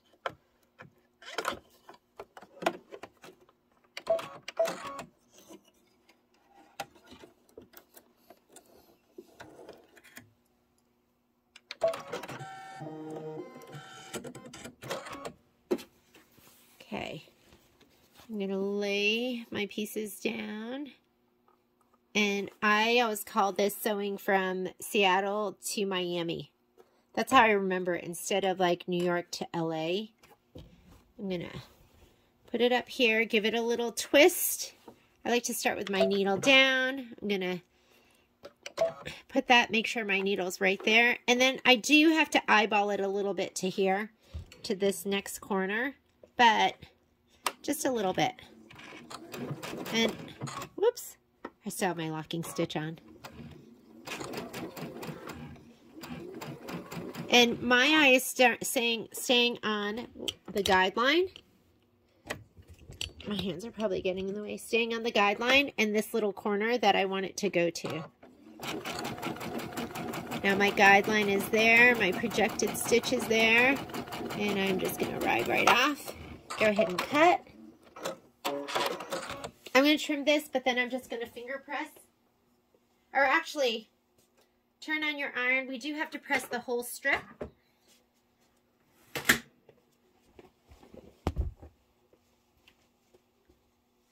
I love guideline markers because I don't want to take the time to have to, I don't want to have to take the time to really press and mark stuff. So I love the guideline markers because they just make my life so much easier.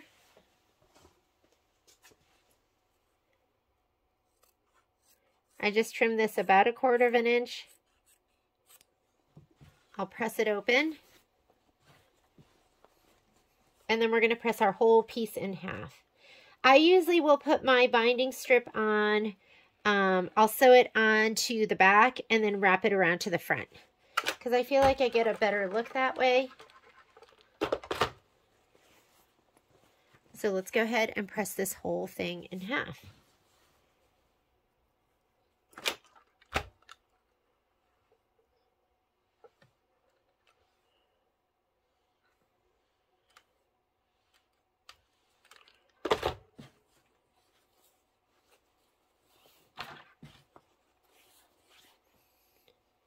And this week I will do my prep for March.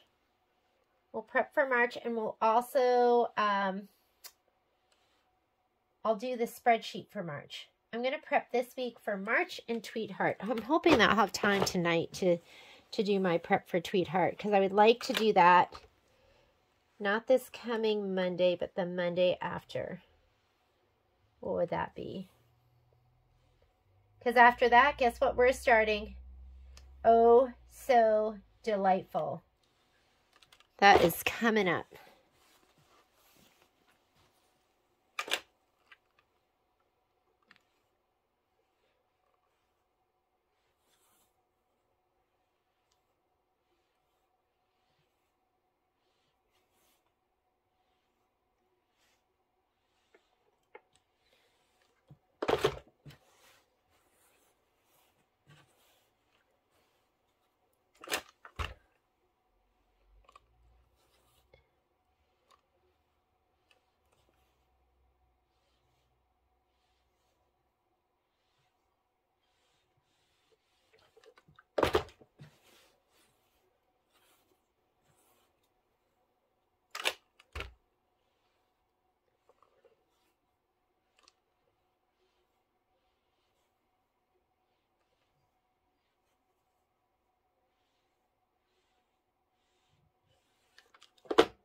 And I think when I sew my binding strip down, I'm going to use a triple, single, triple.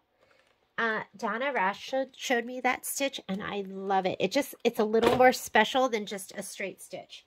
Okay, let's put the 1/4 inch sew back on. We're ready to sew on our binding. And I'm going to extend my stitch length again. I'm at 2.5. I know that's really, really tight for this. I just love 2.5 for this kind of stuff. I have to force myself to do a 3.0 and remind myself, hey, you have a lot of layers here now that you're going through. That same, you know what? I'm going 3.0. Because that reminds me, now that same piece, that same stitch of 2.5 that used to lay on the top, now you're going through all these layers. And so it's not going to be the same amount of thread making that. It's the same amount of thread, but now you're, like I said, going through all those layers. Okay, let me flip over to the back side. I like to start on the bottom right. And I guess any corner is going to be my bottom right. That pinch is really not good, but I'm just going to press it down. I like to give myself, like, I like to stretch my hand like this, and that's where I'll start stitching. I'm going to start right here, my finger up there, and let's start sewing, because you are going to have to, I'm pulling my foot towards me. Oh, I have my locking stitch on. I got to turn that off. Like I said, I'm a manual lock kind of girl. I know some people love the locking stitch. I'm going to do this. I'm just going to fold it back, crease it, give myself a little crease here, and then I'll know where to stop. I'm going to turn off my projector too. There we go. But you can see my little crease there. That's where I'm going to sew to.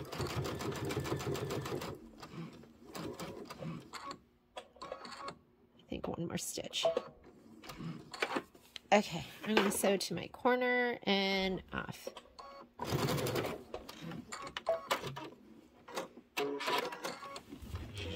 You did not see any of that very well, but let's go ahead. I'm going to fold this back here. So I have 45 degrees and then fold it back. So you fold it to the right, fold it to the left, and then twist counterclockwise. And I will sew on. And let's go ahead and do the next side.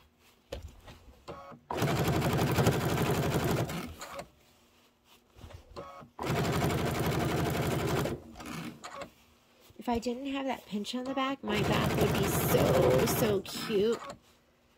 Okay, note to self. I will spray next time. I'm not much of a pinner, but I do spray.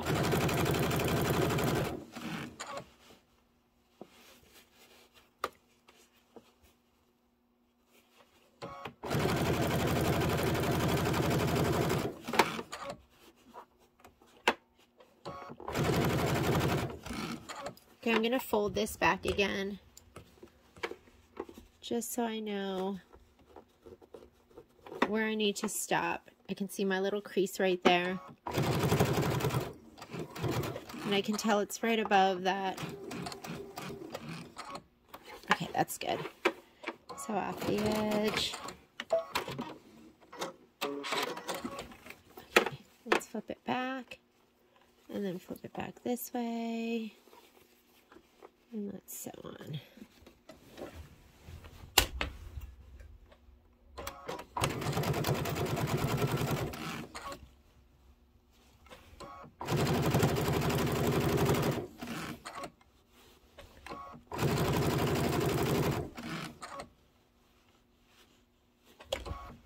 And you can snip off all those little dog ears.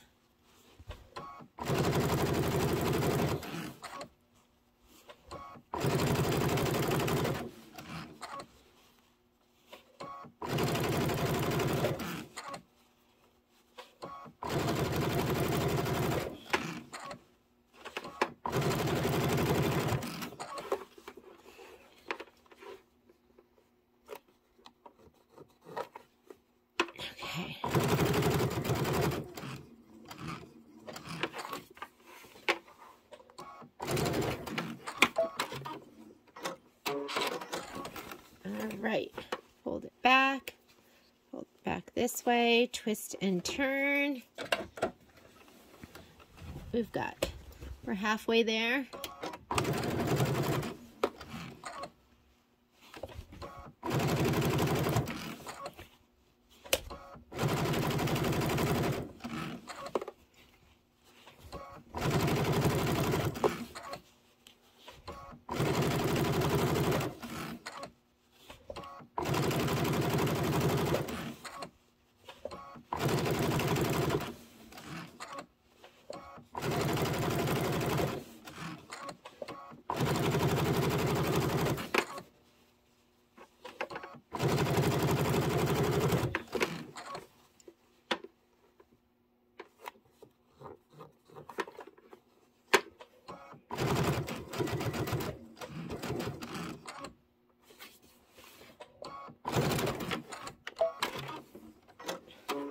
Okay, last side, and we are going to put it all together and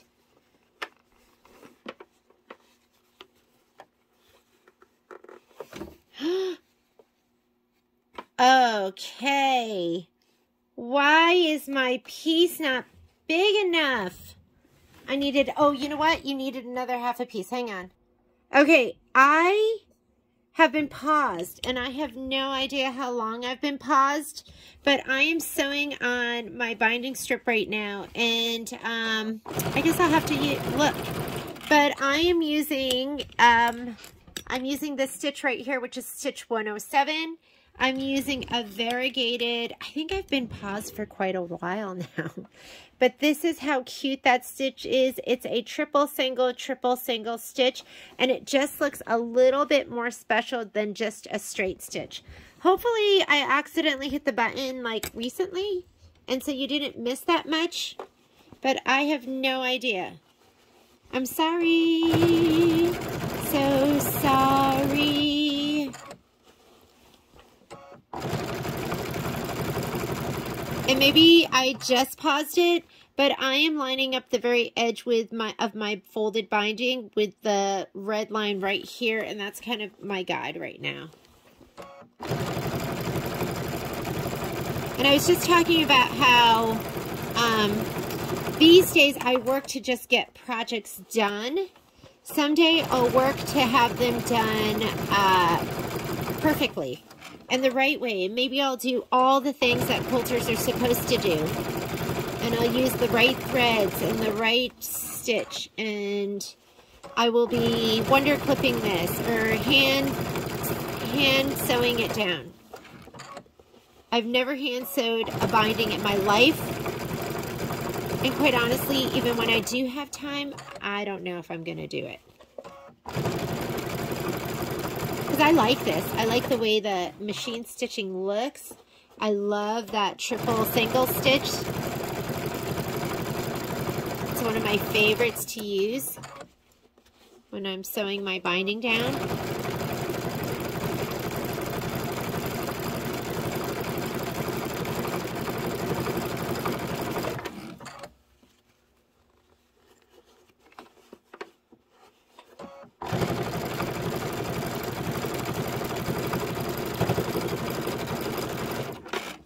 I mean, how can you not love it? It's adorable. It's so cute.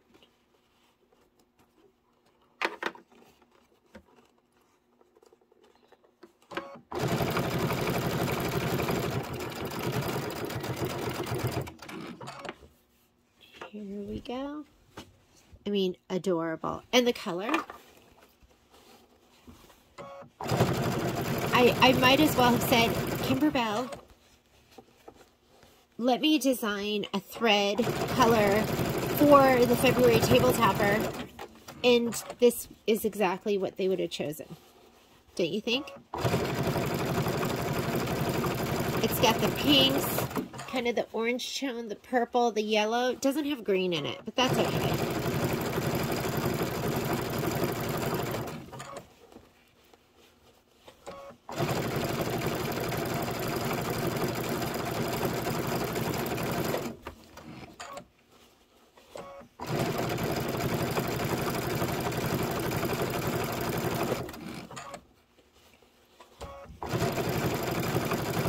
The only thing I don't like about this stitch is it takes a little while. But sometimes that's the price you have to pay for an amazing result.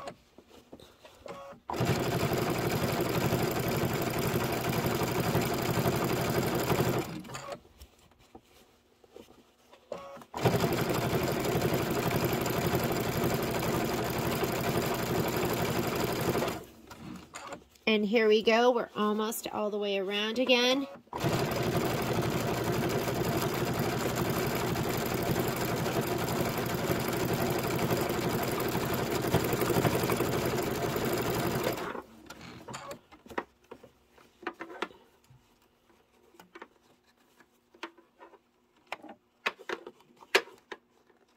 Okay. Make sure when you fold these over, I like my corners to really, of course, who doesn't? But I like my corners to be like perfect. Like that. I want that to be, I don't want there to be like a gap. Okay, here we go.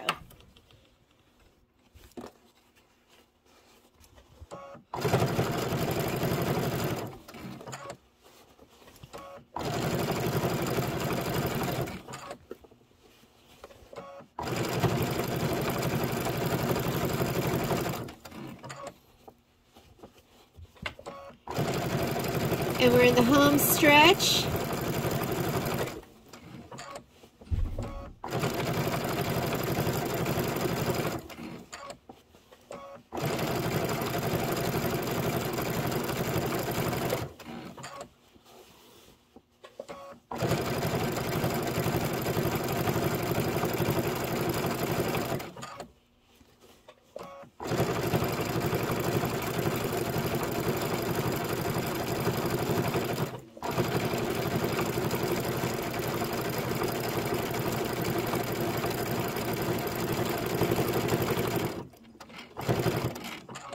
And it goes back over itself, so I'm just going to cut right here. And we are done. Look at that amazing binding. I got to show it to you one more time, that stitch, because it is so much fun, and I feel like it makes a difference in your end product, and it is super cute. I will go ahead and trim some of those threads. It is going to look